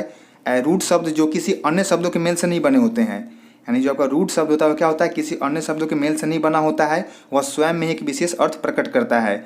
जैसे घर, दिन, घोड़ा, शेर इत्यादि। तो ये सब क्या हो गया आपका रूढ़ शब्द का एग्जाम्पल हो गया। नेक्स्ट आपका पॉइंट है योगरूढ़ शब्द। क्या है पॉइंट आपका, योगरूढ़ शब्द। तो ऐसे शब्द जिनका बोध समुदाय और अवयवों की प्रकृति से होता है ऐसे शब्दों को योगरूढ़ कहा जाता है। यानी कि ऐसा शब्द जिनका बोध समुदाय और अवयवों की प्रकृति से होता है उसे क्या बोलते हैं हम लोग, योगरूढ़ शब्द बोलते हैं। एग्जाम्पल में पंकज, प्रकट इत्यादि। तो आपका ये कितने प्रकार हो गए, 3 प्रकार के होते हैं। कौन से, रचना के आधार पे वाक्य के भेद कितने होते हैं, शब्द के भेद 3 प्रकार के होते हैं। आपका यौगिक शब्द, रूढ़ शब्द और आपका लास्ट क्या होता है योगरूढ़ शब्द। नेक्स्ट आपका है सेकंड, अर्थ के आधार पे। क्या है आपका पॉइंट सेकंड, अर्थ के आधार पे। तो अर्थ के आधार पर शब्द के कितने भेद, 3 भेद होते हैं। आपका पहला हो गया विलोम शब्द, दूसरा हो गया अनेकार्थिक शब्द और तीसरा क्या होगा आपका पर्यायवाची शब्द। तो विलोम शब्द क्या होता है आपका, उल्टा शब्द को क्या बोलते हैं हम लोग, विलोम शब्द बोलते हैं। जैसे कि दिन का रात, छोटा का बड़ा, पाप का पुण्य, तो ये सब क्या हो गया आपका विलोम शब्द हो गया। दूसरा क्या आपका अनेकार्थिक शब्द, यानी कि एक ही शब्द का अनेक अर्थ होते हैं तो क्या कहलाते हैं आपका अनेकार्थिक शब्द कहलाते हैं। तीसरा क्या है पर्यायवाची शब्द, यानी कि एक ही शब्द का विभिन्न सारा क्या होता है उसका अर्थ होता है, एक ही वर्ड का बहुत सारा उसका मीनिंग होता है तो क्या कहलाता है आपका पर्यायवाची शब्द होता है। यानी कि मिलता जुलता होता है, एक ही वर्ड का क्या होता है मिलता जुलता शब्द होता है। जैसे कि रात को देख लो तो रात का क्या होता है आपका, उसका हो जाएगा आपका रात्रि। उसके बाद क्या होता है सुलोचनी, ये सब क्या होगा आपका रात का क्या होगा आपका पर्यायवाची शब्द हो गया। नेक्स्ट हम देखते हैं उत्पत्ति के आधार पे। नेक्स्ट क्या आपका उत्पत्ति के आधार पे शब्द के कितने भेद होते हैं, 3 भेद होते हैं। पहला क्या हो गया तत्सम शब्द, दूसरा क्या हो गया आपका तद्भव शब्द, तीसरा क्या होगा आपका देशज और चौथा क्या होगा आपका विदेशज। तो सबसे पहले जानते हैं कि तत्सम शब्द क्या होता है। हिंदी व्याकरण में ऐसे शब्द जिनका उपयोग संस्कृत भाषा से बिना किसी परिवर्तन किए हैं किसी अन्य भाषा में उपयोग कर लिया जाता है, ऐसे शब्दों को तत्सम शब्द कहा जाता है। जैसे एग्जाम्पल में देखें तो वायु, सूर्य, अश्व, प्रातः, मानव आदि, ये सब क्या हो गया आपका तत्सम शब्द का एग्जाम्पल हो गया। नेक्स्ट आपका पॉइंट है तद्भव शब्द। क्या है आपका तद्भव शब्द, हिंदी व्याकरण के ऐसे शब्द जो समय के साथ परिवर्तन के दौरान संस्कृत भाषा से हिंदी भाषा में बदलकर स्थापित कर दिए गए हैं, ऐसे शब्दों को तद्भव कहा जाता है। जैसे हवा, सूरज, घोड़ा, सुबह, मनुष्य आदि, ये सब क्या हो गया आपका तद्भव शब्द का एग्जाम्पल हो गया। नेक्स्ट आपका पॉइंट है देशज शब्द। क्या है आपका देशज शब्द, हिंदी बोलचाल की भाषा में ऐसे शब्द जो क्षेत्रीय प्रभाव के कारण परिवर्तन और आवश्यकता के अनुसार प्रचलित कर दिए गए हैं, शब्दों को क्या बोलते हैं हम लोग देशज शब्द बोलते हैं। इसके एग्जाम्पल देखें तो गाड़ी, खटखटाना, थैला, पेट, साइकिल आदि, ये सब क्या हो गया आपका देशज शब्द का एग्जाम्पल हो गया। नेक्स्ट आपका पॉइंट है विदेशज शब्द। क्या है आपका विदेशज शब्द, वर्तमान समय में बोलचाल की भाषा में प्रयुक्त किए जाने वाले ऐसे शब्द जो विदेशी जातियों के संपर्क में रहने से क्या हो गया है, प्रचलित हो गया है। ऐसे शब्दों को विदेशी शब्द कहते हैं। एग्जाम्पल में देखो तो स्कूल, पेंसिल, टीवी, पेन, बोतल, टिकट आदि, ये सब क्या है, ये सब आपके विदेशज शब्द है। नेक्स्ट आपका पॉइंट है वाक्य से आप क्या समझते हैं। क्या है पॉइंट हम लोग का, वाक्य से क्या समझते हैं, यानी कि वाक्य क्या होता है, उसका मतलब क्या होता है। तो सबसे पहले इसमें लिखा गया है सार्थक शब्दों का क्रमबद्ध समूह जिससे कोई भाव स्पष्ट हो वाक्य कहलाता है। यानी कि सार्थक शब्दों का वैसा क्रमबद्ध समूह जिससे कोई भाव या कोई अर्थ निकले या कोई अर्थ स्पष्ट हो, उसे क्या बोलेंगे, उसे वाक्य बोलेंगे। या दूसरे शब्द में कहा जाए तो शब्दों का व्यवस्थित रूप जिससे मनुष्य अपने विचारों का आदान प्रदान करता है उसे वाक्य कहते हैं। यानी कि शब्दों का वैसा व्यवस्थित रूप जिससे इंसान या मनुष्य अपने भावों तथा विचारों क्या करता है, अभिव्यक्त करता है एक दूसरे के सामने, वो क्या कहलाता है, वो आपका वाक्य कहलाता है। एक सामान्य वाक्य में क्रमशः कर्ता, क्रम और क्रिया होते हैं। यानी कि एक सामान्य वाक्य में कौन कौन सा होता है, कर्ता होता है, क्रम होता है और क्रिया होते हैं। नेक्स्ट आपका पॉइंट है वाक्य के भेद। तो वाक्य के भेद हो गए कर्ता और क्रिया के आधार पर वाक्य भेद, अर्थ के आधार पर वाक्य का भेद और आपका रचना के आधार पर वाक्य का भेद। तो सबसे पहले बात करेंगे कर्ता या क्रिया के आधार पर वाक्य के दो भेद होते हैं। कर्ता और क्रिया के आधार पर क्या होता है, वाक्य के दो भेद होते हैं। पहला आपका क्या होगा, उद्देश्य, दूसरा क्या होगा आपका विधेय। तो जिसके बारे में बात की जाए उसे क्या बोलते हैं, उद्देश्य बोलते हैं, और जो बात की जाए उसे क्या बोलते हैं, विधेय बोलते हैं। यानी किसी के बारे में अगर बात की जाए तो क्या कहलाएगा, आपका उद्देश्य कहलाएगा, और जो बात की जाए यानी किसी के बारे में क्या बात कर रहे हैं वह क्या कहलाएगा, आपका विधेय कहलाएगा। उदाहरण देख सकते हैं आपका, मोहन प्रयाग में रहता है। मोहन कहाँ रहता है, प्रयाग में रहता है। तो इसमें उद्देश्य क्या हो गया, आपका मोहन हो गया, और विधेय क्या हो गया, प्रयाग में रहता है। नेक्स्ट आपका है अर्थ के आधार पर। अर्थ के आधार पर वाक्य के कितने भेद, 8 भेद। पहला आपका क्या हो गया, विधानवाचक वाक्य, दूसरा आपका होगा निषेधवाचक वाक्य, तीसरा हो गया प्रश्नवाचक, चौथा आपका विस्मयादि बोधक या विस्मयादि वाचक, पांचवा हो गया आपका आज्ञावाचक, छठा क्या होगा आपका इच्छावाचक, सातवां हो गया संकेतवाचक, आठवां क्या होगा आपका संदेहवाचक। तो सिंपल वाक्य को क्या बोलते हैं हम लोग, साधारण वाक्य को क्या बोलते हैं, विधानवाचक वाक्य बोलते हैं। निषेधवाचक वाक्य में क्या होता है, जैसे जिसमें नहीं लगा हो वह क्या कहलाएगा, आपका निषेधवाचक। यानी कि निगेटिव सेंस से जो भी वाक्य हम लोग बोलते हैं वह क्या कहलाएगा, आपका निषेधवाचक वाक्य कहलाएगा। जैसे एग्जाम्पल में राम खाना नहीं खाएगा, तो यहाँ पे नहीं आ गया तो क्या हो गया, वहाँ पर निगेटिव सेंस आया, तो क्या कहलाएगा, आपका निषेधवाचक वाक्य कहलाएगा। नेक्स्ट आपका प्रश्नवाचक वाक्य, यानी कि प्रश्न पूछते हैं तो क्या कहलाएगा, आपका प्रश्नवाचक वाक्य कहलाएगा। नेक्स्ट आपका है विस्मयादिवाचक वाक्य। इसमें जैसे कि हर्ष, उल्लास, दुख, ये सब जैसे हम बोलते हैं तो वहाँ पे हम लोग क्या प्रयोग करते हैं, विस्मयादि बोधक का वाक्य का प्रयोग करते हैं। जैसे कहीं पे गंदगी है तो हम लोग क्या बोलते हैं, छी छी यहाँ पे बहुत गंदगी है। तो यहाँ पे जो छी छी बोल रहे हैं हम लोग का क्या हुआ, वहाँ पे हम लोग विस्मयादि बोधक का प्रयोग करते हैं, विस्मयादिवाचक का प्रयोग करते हैं। नेक्स्ट आपका आज्ञावाचक वाक्य। कहीं पे हम लोग आज्ञा ले रहे हैं, परमिशन ले रहे हैं, किसी से सलाह ले रहे हैं तो वहाँ पे क्या होगा, आपका आज्ञावाचक कहलाएगा। नेक्स्ट आपका क्या है, इच्छावाचक वाक्य। कहीं पे अपनी भावनाओं को इच्छा के अनुसार अगर प्रकट करें तो क्या कहलाएगा, आपका इच्छावाचक वाक्य कहलाएगा। नेक्स्ट आपका क्या है, संकेतवाचक वाक्य। यानी कि सिंबल के आधार पे जो भी चीज़ गतिविधि हो रही है वहाँ पे क्या होगा, आपका संकेतवाचक वाक्य होगा। और नेक्स्ट क्या है आपका संदेहवाचक वाक्य। कहीं पे किसी चीज़ पे अगर संदेह है और उस तरह वहाँ पे वाक्य बन रहा है तो क्या कहलाएगा, आपका संदेहवाचक वाक्य कहलाएगा। तो अर्थ के आधार पर वाक्य के कितने भेद, 8 भेद होते हैं, जो सभी को बारे में हमने बता दिया। नेक्स्ट आपका है रचना के आधार पे वाक्य के कितने भेद होते हैं। तो रचना के आधार पर वाक्य के 3 भेद, सरल और साधारण वाक्य, संयुक्त वाक्य और आपका नेक्स्ट क्या होगा, मिश्रित वाक्य। तो सबसे पहले बात करते हैं सरल और साधारण वाक्य के बारे में। जिन वाक्यों में एक ही विधेय होता है उन्हें सरल या साधारण वाक्य कहते हैं। यानी कि जिन वाक्य में क्या होता है, एक ही विधेय होता है उसे क्या बोलते हैं, सरल या साधारण वाक्य बोलते हैं। जैसे एग्जाम्पल में देखें तो आलोक पड़ता है। नेक्स्ट आपका एग्जाम्पल है दूसरा, रचना के आधार पर क्या होता है, संयुक्त वाक्य। 2 अथवा 2 से अधिक साधारण वाक्य जब समानाधिकरण समुच्चय बोधकों जैसे पर, किंतु, और, या आदि से जुड़ा हो तो संयुक्त वाक्य कहलाता है। यानी कि 2 अथवा 2 से अधिक साधारण वाक्य जब समानाधिकरण समुच्चय बोधक जैसे पर, किंतु, और, या आदि से जुड़ा हो तो क्या कहलाएगा, आपका संयुक्त वाक्य कहलाएगा। जैसे यहाँ पे वाक्य को क्या करते हैं हम लोग, जोड़ते हैं। जैसे कि राम और सोहन काफ़ी अच्छा खेलता है, तो यहाँ पे और लगा क्या करें, वाक्य को जोड़ रहे हैं, तो यहाँ पे क्या हो गया, आपका संयुक्त वाक्य हो गया। नेक्स्ट आपका क्या होगा, जिन वाक्यों में एक मुख्य वाक्य हो, जिन वाक्यों में क्या हो, एक मुख्य वाक्य हो और अन्य आश्रित क्या हो, उपवाक्य हो, उन्हें मिश्रित वाक्य कहते हैं। क्या हो गया यहाँ पे, जिन वाक्यों में एक मुख्य वाक्य हो यानी कि एक मेन सेंटेंस हो और दूसरा क्या हो, उस पर डिपेंड हो यानी कि आश्रित उपवाक्य हो, उन्हें क्या बोलेंगे, मिश्रित वाक्य बोलेंगे। तो रचना के आधार पर कितने वाक्य के बेसिस होते हैं, 3 होते हैं, सरल और साधारण वाक्य, संयुक्त वाक्य और नेक्स्ट क्या होता है आपका तीसरा, मिश्रित वाक्य। तो ये सब आपको लोगों के एग्जाम में आ सकता है, तो आप लोग ध्यान से इसे देखें और एग्जाम में इसके बारे में आए तो ज़रूर लिखें। नेक्स्ट आपका पॉइंट होगा व्याकरण क्या होता है। तो व्याकरण वह विधा है जिसके द्वारा हमें किसी भाषा का शुद्ध बोलना, लिखना एवं समझना आता है। यानी कि व्याकरण वह विद्या है जिसके द्वारा हमें किसी भाषा का शुद्ध बोलना, लिखना एवं समझना आता है। नेक्स्ट आपका पॉइंट है व्याकरण भाषा रचना का ज्ञान है। व्याकरण भाषा क्या है, रचना का ज्ञान है जो वाक्य, शुद्ध, समूह आदि के नियमों का ज्ञान से अवगत कराता है। यानी कि वाक्य, शब्द, समूह आदि के नियमों का क्या करता है, ज्ञान कराता है या ज्ञान से अवगत कराता है। कौन सा, व्याकरण के द्वारा। नेक्स्ट का पॉइंट है व्याकरण भाषा के विचार विनिमय को प्रकट करने का सर्वश्रेष्ठ साधन है। व्याकरण क्या है, भाषा के विचार विनिमय को प्रकट करने का सर्वश्रेष्ठ साधन है। तो ये सब आपका क्या है, व्याकरण के बारे में है। नेक्स्ट का पॉइंट है व्याकरण शिक्षण के उद्देश्य क्या होता है। क्या है पॉइंट्स आपका, व्याकरण शिक्षण के उद्देश्य। तो पहला उद्देश्य क्या है, छात्रों को शुद्ध भाषा का प्रयोग सिखाना। नेक्स्ट आपका है छात्रों को वाक्य, शब्दों तथा वर्णों की शुद्धता का ज्ञान होना या ज्ञान कराना। नेक्स्ट आपका पॉइंट है भाषा की विकृत होने से बचाना।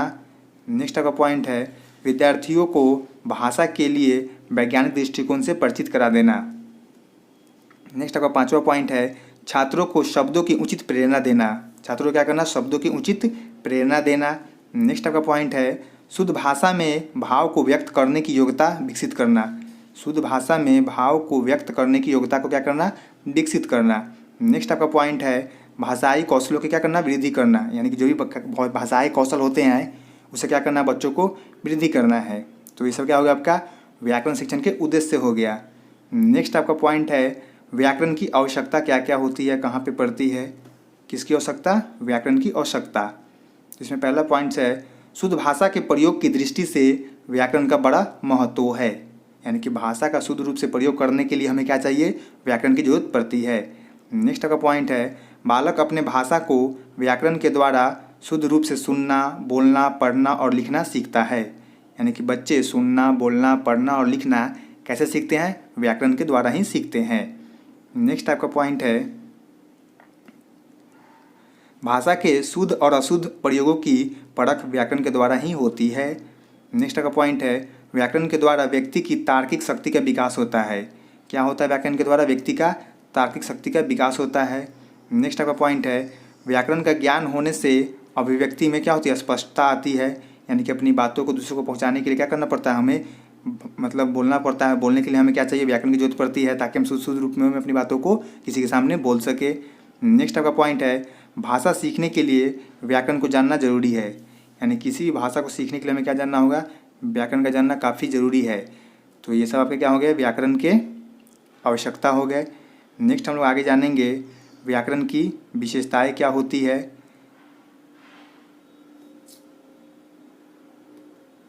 तो इसमें सबसे पहला पॉइंट आपका है व्याकरण समुच्चय शब्दों को अनुशासन में रखता है, इन्हें इधर उधर भटकने नहीं देता है। व्याकरण क्या करता है, समुच्चय शब्दों को क्या करता है, अनुशासन में रखता है, डिसिप्लिन में रखता है और शब्दों को इधर उधर भटकने नहीं देता है, सभी को अपने साथ क्या करता है, जोड़े हुए रखता है।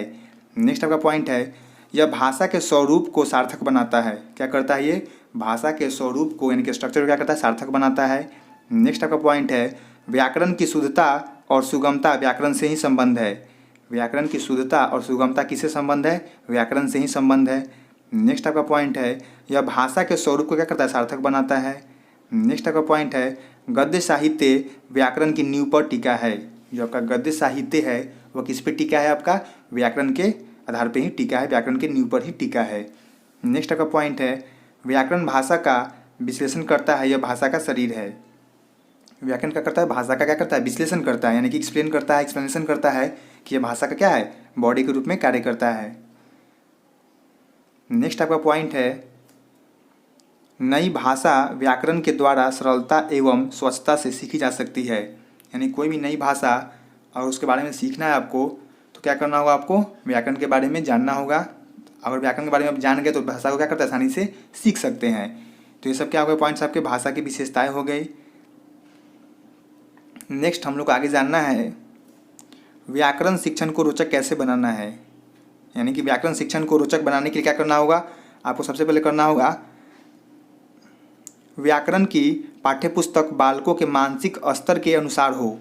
व्याकरण का जो पाठ्यपुस्तक हो कैसा हो, बालकों के मानसिक स्तर के आधार पर हो।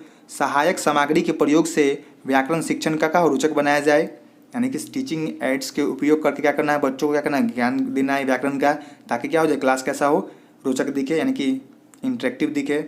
नेक्स्ट आपका पॉइंट्स क्या है, छोटी कक्षाओं में बालकों को व्याकरण का व्यवहारिक ज्ञान कराया जाए। यानी क्लास जो छोटे वर्ग होते हैं उन्हें बच्चों को क्या करना है, व्याकरण का ज्ञान देना है, ताकि बच्चे आगे चलकर व्याकरण के बारे में जान सके। नेक्स्ट का पॉइंट है विभिन्न प्रकार की व्याकरण प्रतियोगिताओं की व्यवस्था की जाए। यानी कि तरह तरह की जो भी व्याकरण की प्रतियोगिताएं होती है उसकी क्या करना है, स्थापना करना है, व्यवस्था करना, ताकि बच्चे उसमें भी बहुत कुछ सीखे व्याकरण के बारे में। नेक्स्ट आपका पॉइंट है छात्रों द्वारा व्याकरण के नियम लिखवाया जाए, रटने की आदत छुड़वाया जाए। यानी कि बच्चों को जो नियम होता है व्याकरण का उसको क्या लिखवाया जाए और उस पर प्रैक्टिस करवाया जाए, न कि उसे रटवाने का प्रयास किया जाए। अगर बच्चे को उस पर प्रैक्टिस होगा तो क्या हो जाएगा, बच्चे आसानी से भाषा को सीख सकते हैं। नेक्स्ट हम लोग का पॉइंट्स है संदर्भ आधारित हिंदी व्याकरण क्या होती है। ये काफ़ी इंपॉर्टेंट है, आपके एग्जाम में इससे प्रश्न आते हैं, तो इसे ध्यान से देखिए। संदर्भ आधारित हिंदी व्याकरण, हिंदी शिक्षण व्याकरण क्या होता है। तो संदर्भ आधारित व्याकरण शिक्षण शास्त्रीय ढंग से व्याकरण सीखने समझने की क्या है, एक कारगर विधि है। संदर्भ आधारित व्याकरण शिक्षण क्या है, शास्त्रीय ढंग से व्याकरण सीखने या समझने के संदर्भ में अधिक कारगर विधि है।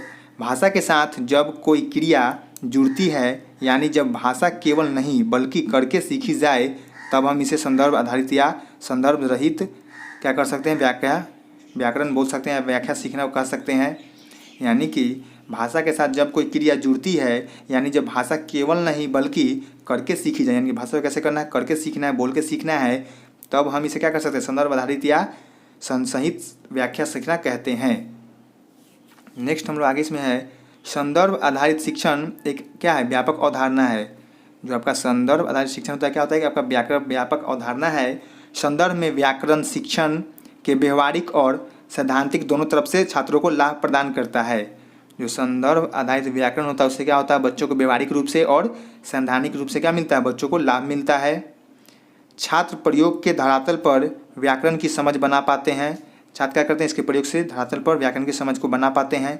संदर्भ में व्याकरण शिक्षण उनके भाषा का ही क्या है, सृजनात्मक को बढ़ाता है।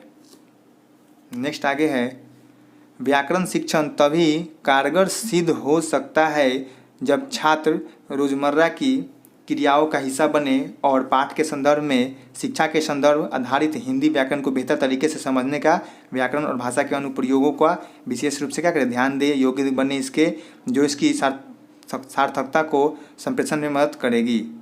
यानी कि आपका जो व्याकरण शिक्षण है तभी कारगर सिद्ध होगा जब छात्र क्या करेगा, इसे रोजमर्रा की क्रियाओं से क्या करेगा, उसको जोड़ेगा, अपने संदर्भ में क्या करेगा, इसके ज्ञान को लेगा और इसके आधार पर कुछ कार्य को करेगा, तो क्या कहलाएगा, आपका संदर्भ आधारित व्याकरण कहलाएगा। हिंदी व्याकरण को बहुत तरीके से समझने का व्याकरण और भाषा के अनुप्रयोग को विशेष ध्यान योग्य है। यानी कि बच्चे क्या करें, हिंदी भाषा के जो व्याकरण है उसे अच्छे से समझे, उसका अनुप्रयोग करे, प्रयोग करे, उस पर विशेष ध्यान दे, ताकि उसके अंदर क्या हो जाए, कौशल का विकसित हो जाए और भाषा के आधार पर वो अपनी सारी बातों को क्या कर सके, व्यक्त कर सके। तो इन सारी चीज़ों को क्या करना, ध्यान देना होगा बच्चों को, और अपने जीवन से जोड़कर भाषा को सीखने का क्या करना है, प्रयास करने के लिए हमेशा तत्पर रहना है। नेक्स्ट हम लोग का पॉइंट है गतिविधि आधारित व्याकरण। क्या पॉइंट्स हम लोग का, गतिविधि आधारित व्याकरण क्या होता है। तो शिक्षण गतिविधि आधारित व्याकरण शिक्षण गतिविधि करके सीखने या सिखाने की प्रक्रिया है। क्या है गतिविधि आधारित व्याकरण, सीखने सिखाने की एक प्रक्रिया है जिसमें क्या करते हैं, बच्चे द्वारा हम क्या करते हैं, गतिविधि कराते हैं। यहाँ पे खुद एक शिक्षक के रूप में क्या करते हैं, गतिविधि करके बच्चों को बताते हैं। नेक्स्ट आपका है व्याकरण की शिक्षा कितना सार्थक और उपयोगी है। इसके लिए क्या आवश्यक है कि बालक व्याकरण शिक्षण की गतिविधियों में क्या ले, रुचि ले। गतिविधियाँ के द्वारा बालकों में व्याकरण शिक्षण से सृजनात्मक एवं रचनात्मक भाव क्या हो, भाषाई क्षेत्र में क्या हो जाए, विकसित हो जाए। यानी कि बच्चों क्या करें, भाषा के आधार पर अपने अंदर बहुत सारी गतिविधियों में भाग ले और उससे क्या करें, बच्चे अपना क्रिएटिविटी यानी कि सृजनात्मकता एवं रचनात्मक भाव क्या करें, विकसित करें और अपने भाषा का भी क्या करें, विकास को विकसित करें। नेक्स्ट आपका पॉइंट है, गतिविधि आधारित व्याकरण शिक्षण एक संकुचित अवधारणा है जो किसी संदर्भ में करके उद्देश्य की पूर्ति की जाती है। जो आपका गतिविधि आधारित व्याकरण क्या है, एक प्रकार का संकुचित अवधारणा है जिससे क्या होता है, बच्चे अपने उद्देश्य की क्या करते हैं, पूर्ति करने का प्रयास करते हैं। तो क्या होगा आपका गतिविधि आधारित व्याकरण हो गया। नेक्स्ट हम लोग का पॉइंट है वर्तनी क्या होता है। क्या पॉइंट हम लोग का वर्तनी, तो लिखने की रीति को क्या बोलते हैं, वर्तनी कहते हैं। लिखने की रीति को वर्तनी कहते हैं। वर्तनी को अक्षर या स्पेलिंग भी कहते हैं। किसी भी भाषा की समस्या ध्वनियों को सही ढंग से उच्चारित करने के लिए ही वर्तनी का एक रूपता स्थिर की जाती है। यानी किसी भी भाषा की समस्या को ध्वनियों को क्या करना है, सही ढंग से क्या करना, उच्चारित करने के लिए क्या करना होगा, हमें वर्तनी की ध्यान देना होगा। वर्तनी की एक रूपता को क्या करना, स्थिर करना होगा ताकि हम लोग वर्तनी को ध्यान से पढ़े और शब्दों को सही उच्चारण करें। नेक्स्ट हम लोग का पॉइंट है, बच्चे वर्तनी लिखते समय गलती करते हैं, उसके क्या क्या कारण हो सकते हैं। यानी कि बच्चे वर्तनी लिखते समय बहुत सारी गलतियां करते हैं तो उसके क्या कारण होंगे। तो पहला आपका क्या होगा, लिपि का सही ज्ञान ना होना। यानी कि बच्चे का ना लिपि का ज्ञान नहीं होना, तभी तो बच्चे गलती कर रहे हैं। नेक्स्ट का पॉइंट क्या होगा, उच्चारण में विषमता, यानी कि गलत उच्चारण करेंगे तो बच्चे गलत ही लिखेंगे। नेक्स्ट क्या होगा आपका, एकरूपता का अभाव। नेक्स्ट क्या होगा आपका, व्याकरण का ज्ञान का अभाव। यानी कि बच्चों के अंदर क्या है, व्याकरण का ज्ञान नहीं है, उसके अंदर क्या है, ज्ञान का क्या है, अभाव है, किसका, व्याकरण का। नेक्स्ट क्या है आपका, छात्रों की असावधानी, यानी कि बच्चे खुद से क्या होते हैं, असावधान होते हैं लिखते समय, तो बहुत सारी गलतियाँ करते हैं। नेक्स्ट क्या होगा आपका, अभ्यास की कमी, यानी कि बच्चे प्रैक्टिस कम करेंगे तो क्या होगा, गलत लिखेंगे, तो प्रैक्टिस काफ़ी ज़रूरी है। नेक्स्ट पॉइंट क्या है आपका, वातावरण एवं संगीत का प्रभाव, यानी कि बच्चे पढ़ते समय अगर सही वातावरण में नहीं है तो गलत लिखेंगे। और क्या है, संगीत सुन के लिख रहे हैं तो उस समय भी क्या हो, उससे गलती हो सकती है। तो इससे क्या होगा, ये सब आपका बच्चे वर्तनी लिखने में बहुत सारी गलतियाँ करते हैं, उसके कारण ये सब हो सकते हैं। नेक्स्ट का पॉइंट है, बच्चों की अशुद्धियाँ को कैसे दूर करें। तो सबसे पहले शुद्ध उच्चारण की शिक्षा देनी चाहिए। कक्षा में अध्यापक द्वारा शुद्ध उच्चारण कराना चाहिए। छात्रों को लिपि का पूर्ण ज्ञान देना चाहिए ताकि बच्चे गलती नहीं करें। छात्रों को जितना हो पढ़ने के क्या करना, उचित अवसर प्रदान करना चाहिए। सुलेख, अनुलेख एवं श्रुतिलेख पर क्या करना, बच्चों को जोर देना है ताकि बच्चे ध्यान से गलतियाँ कम करें और सही से लिखें। नेक्स्ट का पॉइंट है, बच्चों को शब्दकोश का उपयोग करने के लिए कठिन शब्दों पर क्या करना चाहिए, कठिन शब्दों पर बात करना चाहिए, कठिन शब्दों के बारे में चर्चा करनी चाहिए। यानी कि बच्चों को शब्दकोश का उपयोग करने के लिए क्या करना है, कठिन शब्दों का भी प्रयास करवाना है, प्रैक्टिस करवाना है ताकि बच्चे गलती कम करें। नेक्स्ट आपका पॉइंट है, मातृभाषा क्या होती है, मदर टंग। तो जन्म लेने के बाद मानव जो प्रथम भाषा सीखता है उसे उसकी मातृभाषा कहते हैं। यानी कि बच्चा जब जन्म लेता है और अपने घर परिवार में जो भाषा सीखता है वह क्या होता है, वह आपका मातृभाषा होता है। मातृभाषा किसी भी व्यक्ति की सामाजिक एवं भाषाई पहचान होती है। मातृभाषा क्या होती है, किसी भी व्यक्ति की सामाजिक एवं भाषाई पहचान होती है। माता पिता या परिवार के सदस्यों के अनुकरण द्वारा सीखी हुई बोली का ही परिष्कृत रूप मातृभाषा है। यानी कि माता पिता या परिवार के सदस्यों के अनुकरण द्वारा सीखी हुई बोली का ही परिष्कृत रूप क्या है, मातृभाषा है। यानी कि बच्चे अपने माता पिता से, अपने परिवार से क्या करते हैं, भाषा को क्या करते हैं, अनुकरण करते हैं और जो बोलते हैं वो क्या होता है, आपका मातृभाषा होता है। नेक्स्ट क्या होगा आपका, जिस भाषा को बालक अनुकरण द्वारा सीखता है मातृभाषा कहलाता है। यानी कि बच्चे क्या करते हैं, दूसरे से सीखते हैं अनुकरण करके, वो क्या कहलाएगा, आपका मातृभाषा कहलाएगा। नेक्स्ट का पॉइंट है, मातृभाषा मनुष्य के हृदय की धड़कन की भाषा है। मातृभाषा क्या है, मनुष्य के हृदय की धड़कन की भाषा है। नेक्स्ट आपका पॉइंट है, मातृभाषा हमें राष्ट्रीयता से जोड़ती है और देश प्रेम की भावना क्या करती है, उत्प्रेरित करती है। मातृभाषा क्या करती है, हमें राष्ट्रीयता से जोड़ती है और अपने देश में प्रेम की भावना क्या करती है, उत्प्रेरित करती है। मातृभाषा ही किसी भी व्यक्ति के शब्द और संप्रेषण कौशल की उद्गम होती है। मातृभाषा है किसी भी व्यक्ति के शब्द और संप्रेषण कौशल क्या करता है, उद्गम होती है। एक कुशल संप्रेषक मातृभाषा के प्रति उतना ही संवेदनशील होगा जितना विषय वस्तु के प्रति। यानी कि एक अच्छा जो कुशल संप्रेषक मातृभाषा का होगा वह उतना ही संवेदनशील होगा जितना क्या होगा, अपने विषय वस्तु के प्रति होगा। तो मातृभाषा का प्रयोग काफ़ी ज़रूरी है। एक शिक्षक के रूप में, एक स्टूडेंट के रूप में मातृभाषा का ज़्यादा से ज़्यादा प्रयोग करे और लोगों को भी सही से प्रयोग करने के क्या करे, बताए, ताकि इंसान उसका सही से समाज में प्रयोग कर सके और एक बच्चे के बीच में क्या कर सके, अच्छा वातावरण बना सके। नेक्स्ट हम लोग का पॉइंट है, मातृभाषा व्यक्ति के संस्कारों की परिचायक है। मातृभाषा क्या है, व्यक्ति के संस्कारों की परिचायक है। नेक्स्ट आपका पॉइंट है और लास्ट पॉइंट, मातृभाषा विचारों की क्या है, जननी है। सृजनात्मकता का क्या करता है, विकास करती है। भावनात्मक विकास करती है तथा बौद्धिक एवं संज्ञानात्मक विकास का क्या उत्तम साधन है। यानी कि मातृभाषा के द्वारा बच्चे क्या कर सकते हैं, अपनी क्रिएटिविटी को डेवलप कर सकते हैं, अपने भावनात्मक विकास कर सकते हैं, कॉग्निटिव डेवलपमेंट कर सकते हैं, मेंटल डेवलपमेंट कर सकते हैं, और आपका क्या हो सकता है, आपका संज्ञानात्मक विकास का भी क्या कर सकते हैं, डेवलप कर सकते हैं। तो ये सब क्या होगा, आपका मातृभाषा के फायदे होगा, इसका महत्व हो गया है। तो आज हम लोग बात करेंगे इकाई 4 के ऊपर, यानी कि हिंदी शिक्षण में आकलन के बारे में हम लोग को जानना है इकाई 4 में। तो हम लोग इस वीडियो में इकाई 4 को देखेंगे। तो आप लोग वीडियो में बने रहे और वीडियो अच्छा लगे तो वीडियो को लाइक भी कर दे। तो सबसे पहले हम बात करेंगे आकलन क्या होता है। आकलन वह प्रक्रिया है जिसके द्वारा हमें यह ज्ञात होता है कि बच्चा अधिगम को किस स्तर तक सीखा है या किस स्तर तक अधिगम को ग्रहण करने में समर्थ रहा है। यानी कि आकलन क्या एक प्रकार का प्रक्रिया है जिसके द्वारा यह ज्ञात होता है कि बच्चा अधिगम को किस स्तर तक सीखा है या किस स्तर तक अधिगम को ग्रहण करने में समर्थ रहा है। नेक्स्ट आपका पॉइंट है,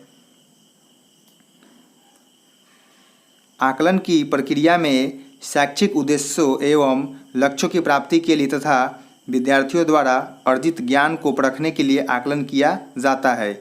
यानी कि जो आकलन की प्रक्रिया होती है उसमें शैक्षिक उद्देश्यों एवं लक्ष्य की प्राप्ति के लिए विद्यार्थियों द्वारा क्या करते हैं, जो अर्जित ज्ञान होता है उसे परखने के लिए क्या करते हैं, हम लोग आकलन करते हैं। यह एक सतत प्रक्रिया है जिसके द्वारा परिणात्मक तथा गुणात्मक दोनों प्रकार की सूचनाएं प्राप्त होती है। आकलन के द्वारा क्या होती है, परिणात्मक तथा गुणात्मक दोनों प्रकार की सूचनाएं क्या होती है, प्राप्त होती है। आकलन को या आकलन में छात्रों को बिना अंक या ग्रेडिंग के फीडबैक दिया जाता है।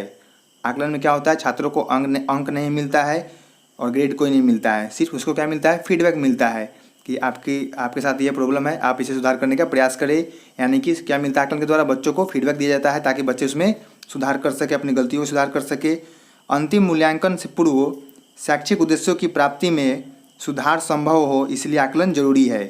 यानी कि जो आपका फाइनल एग्जाम होता है उससे पहले बच्चों का क्या करते हैं, हम क्लास में आकलन करते हैं पढ़ाने के दौरान, मतलब मंथली वाइज या फिर क्या होता है वीकली वाइज क्या करते हैं, बच्चे का टेस्ट लेते हैं, आकलन करते हैं ताकि बच्चे का क्या पढ़ के बच्चे का पता चले कि बच्चे किस स्तर तक ज्ञान को अर्जित कर रहे हैं। यानी कि जो मेन एग्जाम होता है उससे पहले हम लोग बच्चों का क्या करते हैं, आकलन करते हैं बहुत सारे माध्यम के द्वारा, जिससे पता चलता है कि बच्चे किस स्तर तक ज्ञान को सीख रहे हैं। तो आकलन काफ़ी ज़रूरी है और आकलन के द्वारा हमें पता चलता है बच्चों का प्रगति स्तर के बारे में भी पता चलता है। नेक्स्ट आपका पॉइंट है आकलन की आवश्यकता। सबसे पहले बात करेंगे आकलन के द्वारा बच्चों के प्रगति स्तर का पता लगाया जाता है।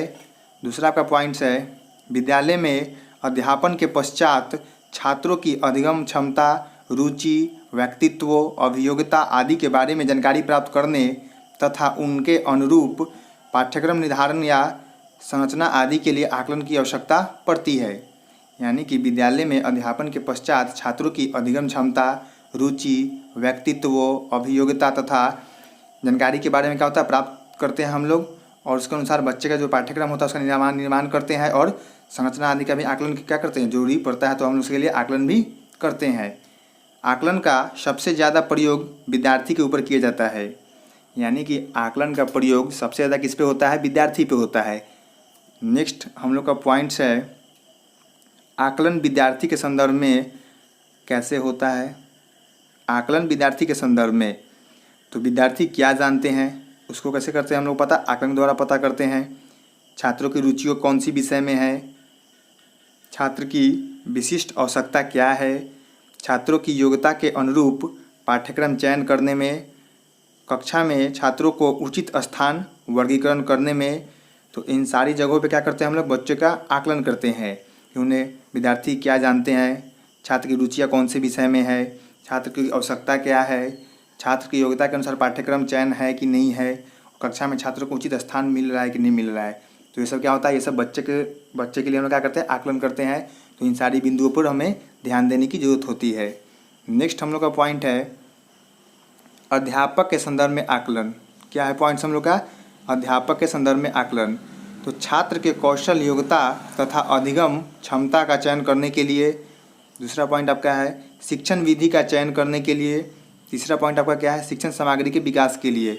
इन सारी चीज़ों के लिए हमें क्या करना है, अध्यापक के संदर्भ में क्या करना है, आकलन करना है। नेक्स्ट हम लोग का पॉइंट है परिवार के संदर्भ में आकलन। क्या है पॉइंट्स, परिवार के संदर्भ में आकलन। छात्र की प्रगति से अवगत हेतु छात्र की समस्या को अवगत हेतु, और उसका तीसरा क्या है, छात्र की अधिगम क्षमता के बारे में जानकारी देना। नेक्स्ट हम लोग का पॉइंट है पाठ्य सहगामी क्रियाओं हेतु आकलन। क्या है पॉइंट्स, पाठ्य सहगामी क्रियाओं हेतु आकलन। इसमें पहला आपका पॉइंट्स कौन सा है, कौन सा छात्र किस कार्यक्रम में अधिक उपयुक्त है ज्ञात कर रणनीति निर्माण करने के लिए। दूसरा आपका पॉइंट्स है विद्यार्थियों की संस्कृति, कलात्मक, रचनात्मक योग्यता को पहचानने के लिए क्या करना होता है, हम लोग को आकलन करना होता है। नेक्स्ट हम लोग का पॉइंट है हिंदी सीखने के संदर्भ में आकलन का अर्थ क्या है। क्या है पॉइंट्स, हिंदी सीखने के संदर्भ में आकलन का अर्थ क्या है। तो इसमें सबसे पहला पॉइंट्स है आकलन का उद्देश्य निदानात्मक होता है। क्या होता है, आकलन का उद्देश्य निदानात्मक होता है, अर्थात शिक्षण अधिगम कार्यक्रम में सुधार करना, छात्रों एवं अध्यापकों को पृष्ठपोषण प्रदान करना तथा छात्रों की अधिगम संबंधी कठिनाइयों को ज्ञात करना आदि। यानी कि आकलन का उद्देश्य कैसा होता है, निदानात्मक होता है, अर्थात कहने का मतलब हुआ कि शिक्षण अधिगम कार्यक्रम में क्या होता है, सुधार लाना, छात्रों एवं अध्यापकों को क्या करना, पृष्ठपोषण प्रदान करना तथा छात्रों की अधिगम संबंधी कठिनाइयों को दूर करना, उसके बारे में उसे दूर करने का प्रयास करना। तो ये सब कैसे होता है, ये सब आकलन के द्वारा होता है। नेक्स्ट आपका पॉइंट है आकलन की बात की जाए तो हमें प्राथमिक स्तर पर प्रवाहित पर ध्यान देना चाहिए। प्राथमिक स्तर के बाद हमें शुद्धता एवं प्रवाहित का संतुलन रखने हेतु दोनों पर ध्यान देना जरूरी है। ये जानना आवश्यक है कि बच्चे ने कौन कौन से कौशल प्राप्त किए हैं, छात्रों को विभिन्न मौक़ों दिए गए हैं या नहीं, विभिन्न गतिविधियों द्वारा कौशलों का आकलन किया जा सकता है। यानी कि विद्यालय में जो बच्चों का आकलन होता है उसमें पता करना है कि बच्चों को अगर मौका मिल रहा है तो वह कैसा कर रहे हैं, या फिर उन्हें मौका नहीं मिल रहा है तो उनसे क्या कमियां रह जा रही जिनसे वो दूर करने का प्रयास भी नहीं कर रहे हैं। तो इन सारी चीज़ों को क्या करना है, बच्चों को बारे में जानना है। इसके लिए हमें क्या करना है, आकलन करने का जरूरी है। जैसे इसमें लिखा गया है सुनना, बोलना, पढ़ना, लिखना, और दूसरा क्या आपका अभिव्यक्ति। तो इन सारी चीज़ों पर क्या करना है, हम लोग को आकलन करना है। नेक्स्ट हम लोग का पॉइंट है हिंदी भाषा आकलन के तरीके का वर्णन करें। क्या पॉइंट्स हम लोग का, हिंदी भाषा सीखने के तरीकों का वर्णन करें। हिंदी भाषा में आकलन के लिए मुख्यतः मौखिक और लिखित परीक्षा ही होती है। यानी कि हिंदी भाषा में आकलन के लिए क्या होता है, मुख्यतः दो तरह की परीक्षा होती है, एक आपका मौखिक, दूसरा आपका लिखित। प्रश्न पत्र जो बनाया जाता है वह आमतौर पर पाठ्य पुस्तक पर ही आधारित होता है। NC 2005 में ही आकलन की युक्तियों में बदलाव कर जोड़ दिया गया है। यानी कि जो एग्ज़ाम लेते हैं हम लोग स्कूल में, उसमें जो भी प्रश्न होता है कैसा होता है, पाठ्य पुस्तक के आधार पर ही होता है। तो NC 2005 में भी आकलन की युक्तियों में क्या कर दिया गया है, बदलाव पर जोर दिया गया है। जिसमें आपका सबसे पहला पॉइंट्स कौन सा है, मौखिक परीक्षण। क्या है, मौखिक परीक्षण। दूसरा आपका अवलोकन, तीसरा प्रश्नावली, चौथा क्या आपका पूछताछ, पांचवा क्या है गतिविधि, चाइल्ड पोर्टफोलियो, रेटिंग स्केल, और लास्ट क्या है जांच सूची। तो इन सारी चीज़ों के माध्यम से क्या कर सकते हैं, हम लोग आकलन कर सकते हैं। बच्चों में आकलन करने के लिए इन सारी चीज़ों पर हम लोग क्या करना है, ध्यान देना है। बच्चे का मौखिक परीक्षण करना है, अवलोकन करना है, प्रश्न पूछना है, पूछताछ करना है, गतिविधि कराना है, चाइल्ड पोर्टफोलियो तैयार करना है, रेटिंग स्केल भी जांचना है बच्चों का, और जांच सूची का भी क्या करना है, बच्चों का पता लगाना है। तो इन सारी चीज़ों क्या कर सकते हैं हम लोग, बच्चों के अंदर आकलन के तरीकों कैसे हम लोग मापते हैं, इन सारी चीज़ों के द्वारा ही मापते हैं। नेक्स्ट हम लोग का पॉइंट है सीखने के संकेतक की समझ। क्या है पॉइंट्स हम लोग का, सीखने की संकेतक की समझ। ये काफ़ी इंपॉर्टेंट पॉइंट है आपके एग्जाम पॉइंट ऑफ व्यू से, तो आप लोग इसे ध्यान से देखें। पहला का प्रश्न है संकेतक क्या है। तो संकेतक हमें बच्चों के प्रगति के मानदंड प्रदान करने, संकेतक हमें यह बताते हैं कि बच्चे ने अभी तक कितना ज्ञान एवं कौशल अर्जित किया है। साथ ही संकेतक यह बताता है कि बच्चे की प्रगति की दिशा क्या है। संकेतक से क्या होता है, हम लोग को पता चलता है कि बच्चे ने कितना ज्ञान को अर्जित किया है, कौन से कौशल को सीखा है, और ये भी पता चलता है कि बच्चे की प्रगति का स्तर कैसा है। शिक्षण अधिगम प्रक्रिया सही दिशा में चल रही है या नहीं, यह हमें संकेतक से पता चलता है। यानी कि वर्ग कक्ष में सही से पढ़ाई हो रही है कि नहीं हो रही है, तो ये सब हम लोग कैसे पता करते हैं, आकलन के द्वारा ही पता करते हैं। नेक्स्ट हम लोग का पॉइंट है सीखने का महत्व। क्या पॉइंट्स हम लोग का, संकेतक का महत्व, यानी कि सीखने सिखाने की जो प्रक्रिया होती है उसमें संकेतक का क्या महत्व होता है। आपका पहला पॉइंट्स है सीखने सिखाने की प्रक्रिया में सीखने की निरंतरता को ध्यान में रखते हुए बच्चों के सीखने की बेहतर समझ और उसे केंद्र में रखने के लिए संकेतक अत्यंत महत्वपूर्ण है। यानी कि बच्चों को सीखने के बेहतर समक्ष उनके केंद्र में रखना और संकेतक क्या है, अत्यंत महत्वपूर्ण है। नेक्स्ट आपका पॉइंट है, संकेतक बच्चों को सीखने की दक्षताओं का आकलन करने के लिए एक रूपरेखा तैयार करता है या रूपरेखा प्रदान करता है। संकेतक क्या करता है, बच्चों के सीखने की दक्षताओं का आकलन करने के लिए क्या देता है, एक रूपरेखा प्रदान करता है। नेक्स्ट हम लोग का पॉइंट है, संकेतक अभिभावकों, बच्चों और दूसरों के लिए भी बच्चे की प्रगति को क्या करता है, आसान तरीके से समझने के लिए संदर्भ बिंदु की तरह कार्य करता है। जो संकेतक होता है क्या करता है, अभिभावक, बच्चों और दूसरों के लिए भी बच्चों की जो प्रगति को क्या करता है, आसान बना देता है, ताकि कोई भी इंसान उसे आसानी से समझ सके, उसके बिंदुओं पर कार्य कर सके, उनकी कठिनाई को दूर करने का प्रयास कर सके। नेक्स्ट हम लोग का पॉइंट है, संकेतक का निर्माण। क्या पॉइंट्स हम लोग का, नेक्स्ट संकेतक का निर्माण। तो नेक्स्ट पहला पॉइंट इसमें शामिल है, संकेतक विकसित करने समय छात्र की पूर्ण प्रगति को ध्यान में रखा जाता है। संकेतक का क्षेत्र केवल पाठ्यपुस्तकों एवं पाठ्यक्रम पर आधारित नहीं होना चाहिए। संकेतक विकसित करते समय छात्र की क्या करना है, पूर्ण प्रगति का ध्यान में रखा जाता है। संकेतक का क्षेत्र केवल पाठ्यपुस्तक नहीं होना चाहिए, बल्कि पाठ्यक्रम पर आधारित भी नहीं होना चाहिए। संकेतक कहने का मतलब कि उसे पूरे चारों जो सर्वांगीण विकास होता है उस पर ध्यान देने की जरूरत है।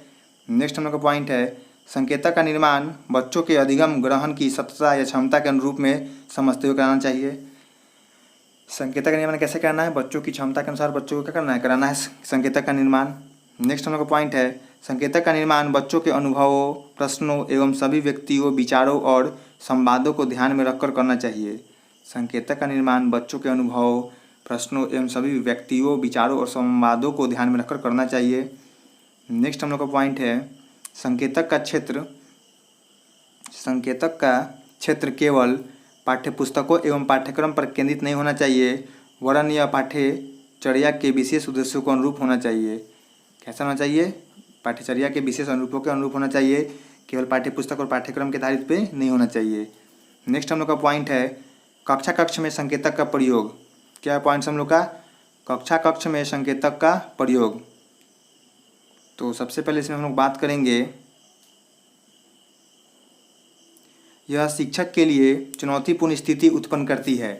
क्या करती है, यह शिक्षक के लिए चुनौतीपूर्ण स्थिति उत्पन्न करती है, जिसमें यह आवश्यक है कि शिक्षक स्वयं अपने कक्ष की स्थितियों के अनुसार संकेतक का प्रयोग करे। सीखने सिखाने की प्रक्रिया में संकेतक एक महत्वपूर्ण कड़ी है। यानी कि शिक्षक का जो चुनौतीपूर्ण स्थिति क्या होता है, यह होता है कि बच्चों को स्वयं कक्ष की क्या करना, स्थितियों के अनुसार संकेतक का प्रयोग करना है।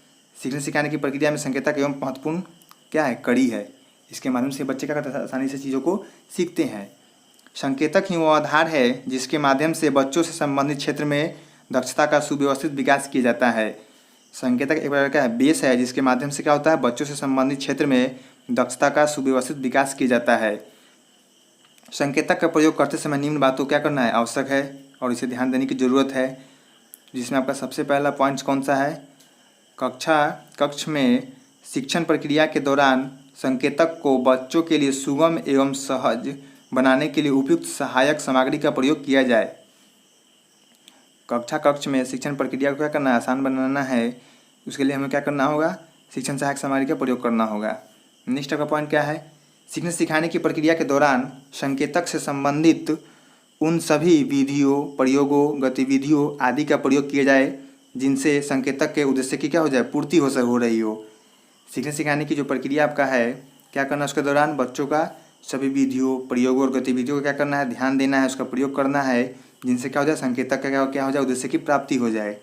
नेक्स्ट हम लोग का पॉइंट है तीसरा,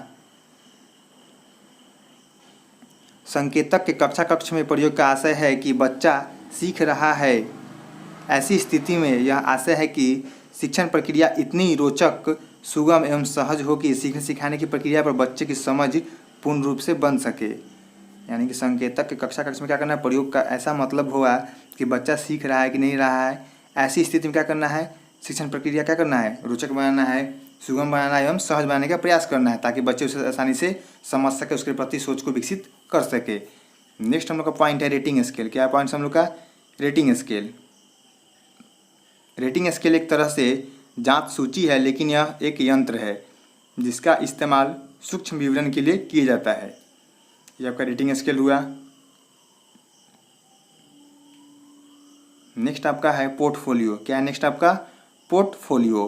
पोर्टफोलियो शिक्षार्थी का उद्देश्य विशेष के लिए किए गए कार्य के चुने हुए हिस्सों का क्या है? संकलन होता है।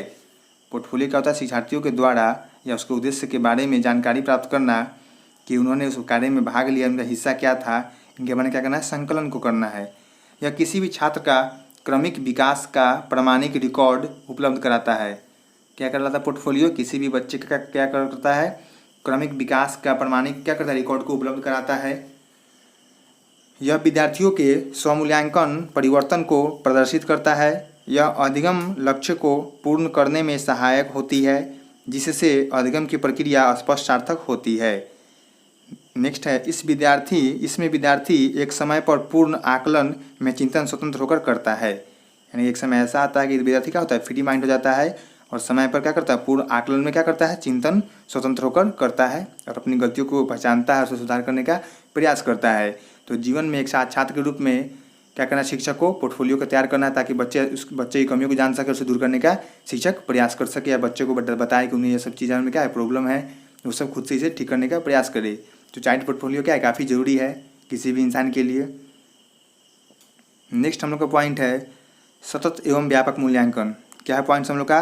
सतत एवं व्यापक मूल्यांकन।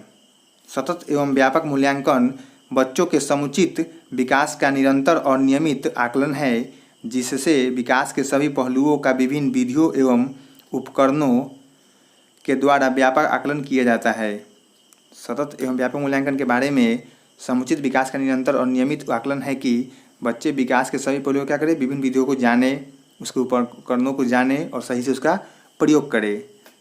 नेक्स्ट हम लोग का पॉइंट है सतत एवं व्यापक मूल्यांकन की आवश्यकता या चुनौतियाँ। क्या पॉइंट? सतत एवं व्यापक मूल्यांकन की सहायता के दौरान उसकी जो आवश्यकता होती है, उसकी चुनौतियाँ होती है, उसके बारे में जानेंगे हम लोग। तो सबसे पहले बात करेंगे बच्चों के व्यक्तिगत समझ को बढ़ाने हेतु बच्चों के सशक्त पक्ष की पहचान करना, बच्चों के अनुरूप रुचिकर विद्यार्थियों की पहचान, प्रतिभावान बच्चों के लिए क्या करना? योजना बनाना, छात्रों के ज्ञान के स्तर को क्या करना? पता लगाना, वर्ग कक्ष में बच्चों की सहभागिता को बढ़ाना। नेक्स्ट आपका है बच्चों की चहुमुखी विकास के लिए बल। तो ये सब क्या है बच्चों? ये सब क्या है? बच्चों के अंदर जो भी क्या होता है मूल्यांकन के दौरान जो भी आवश्यकता होती है, चुनौतियाँ आती है शिक्षक को, तो उन सारी चीज़ों को हमने शामिल किया। नेक्स्ट इसमें आगे जानना है सतत एवं व्यापक मूल्यांकन के क्रम में शिक्षक के समय अनेक चुनौतियाँ आती है। यह चुनौतियाँ स्वाभाविक है क्योंकि हर एक शिक्षार्थी अद्वितीय तथा अनेक गुण और कौशल में विशेषता नहीं होती है। नेक्स्ट हम लोग का पॉइंट है सतत एवं व्यापक मूल्यांकन की प्रक्रियाएँ क्या क्या होती है। सतत एवं व्यापक मूल्यांकन की प्रक्रियाएँ क्या होती है? दैनिक शिक्षण योजना, पूछताछ, अवलोकन, प्रश्नावली, गतिविधि, पोर्टफोलियो, रेटिंग स्केल और नेक्स्ट क्या है आपका लास्ट? जांच सूची। तो ये सब क्या है आपका? सतत एवं व्यापक मूल्यांकन की क्या होती है? प्रक्रियाएँ होती है। सतत एवं व्यापक मूल्यांकन की प्रक्रियाएँ लचीली, समय एवं स्थान के अनुसार रचनात्मक होनी चाहिए। इससे बच्चों के संपूर्ण व्यक्तित्व विकास करने का सहायता मिलती है। सतत एवं व्यापक मूल्यांकन की क्या होती है? प्रक्रिया लचीली होनी चाहिए, समय एवं स्थान के अनुसार क्या होना चाहिए? रचनात्मक होनी चाहिए। इससे क्या होता है? बच्चों के संपूर्ण व्यक्तित्व क्या होता है? विकास में फ़ायदा मिलता है। नेक्स्ट हम लोग का पॉइंट है सतत एवं व्यापक मूल्यांकन की विशेषता क्या होती है। यह छात्रों के लिए सीखने की प्रक्रिया को आसान बनाता है, विद्यालय में औपचारिकता की भावना को बनाए रखता है, बच्चों के लिए भयमुक्त वातावरण का निर्माण करना। नेक्स्ट आपका यह छात्रों द्वारा सीखने के क्रम में आने वाली कठिनाइयों का पता लगाने में सहायक है। नेक्स्ट क्या है? बच्चों में छिपे हुए कौशल का पहचान कर उसे बढ़ाने के लिए योजना बनाना काफ़ी ज़रूरी है। नेक्स्ट हम लोग का पॉइंट है सूक्ष्म अवलोकन पर निष्कर्ष देना। क्या पॉइंट्स हम लोग का? सूक्ष्म अवलोकन पर निष्कर्ष देना। नेक्स्ट है प्रत्येक बच्चे की क्षमता बढ़ाना और आत्मविश्वास पैदा करना है। यानी प्रत्येक बच्चे ने क्या करना है? आत्मविश्वास को बढ़ाना है और उसके आत्मविश्वास में जो भी कमियां हैं उसे दूर करने का भी क्या करना है? प्रयास करना है। सीखने सिखाने की प्रक्रिया में सभी बच्चे का भागीदारी क्या सुनिश्चित करना है। सीखने सिखाने की प्रक्रिया में सभी बच्चों की भागीदारी को क्या करना है? सुनिश्चित करना है। नेक्स्ट पॉइंट आपका है सतत एवं व्यापक मूल्यांकन के उद्देश्य क्या होते हैं। क्या पॉइंट्स हम लोग का? सतत एवं व्यापक मूल्यांकन का उद्देश्य। तो विभिन्न विषयों में निश्चित समय उपरांत बच्चों की प्रगति जानना क्या है, ये व्यापक मूल्यांकन है CCE का। नेक्स्ट आपका पॉइंट है बच्चों के व्यवहार में हुए परिवर्तन का पता लगाना। नेक्स्ट आपका पॉइंट है प्रत्येक बच्चों को सीखने और सुव्यवस्थित विकास में मदद करना। प्रत्येक बच्चे को क्या करना है, सीखने और समुचित विकास में क्या करना है, मदद करना है। नेक्स्ट आपका पॉइंट है सृजनशील को बढ़ावा देना है। क्या करना है, सृजनशील को बढ़ावा देना है। बच्चे की व्यक्तिगत और विशेष जरूरतों का करना पता लगाना है। बच्चों को सीखने में कठिनाइयों को दूर करने के लिए अध्यापन का उपयुक्त योजना बनाना है। और आपका लास्ट क्या पॉइंट है,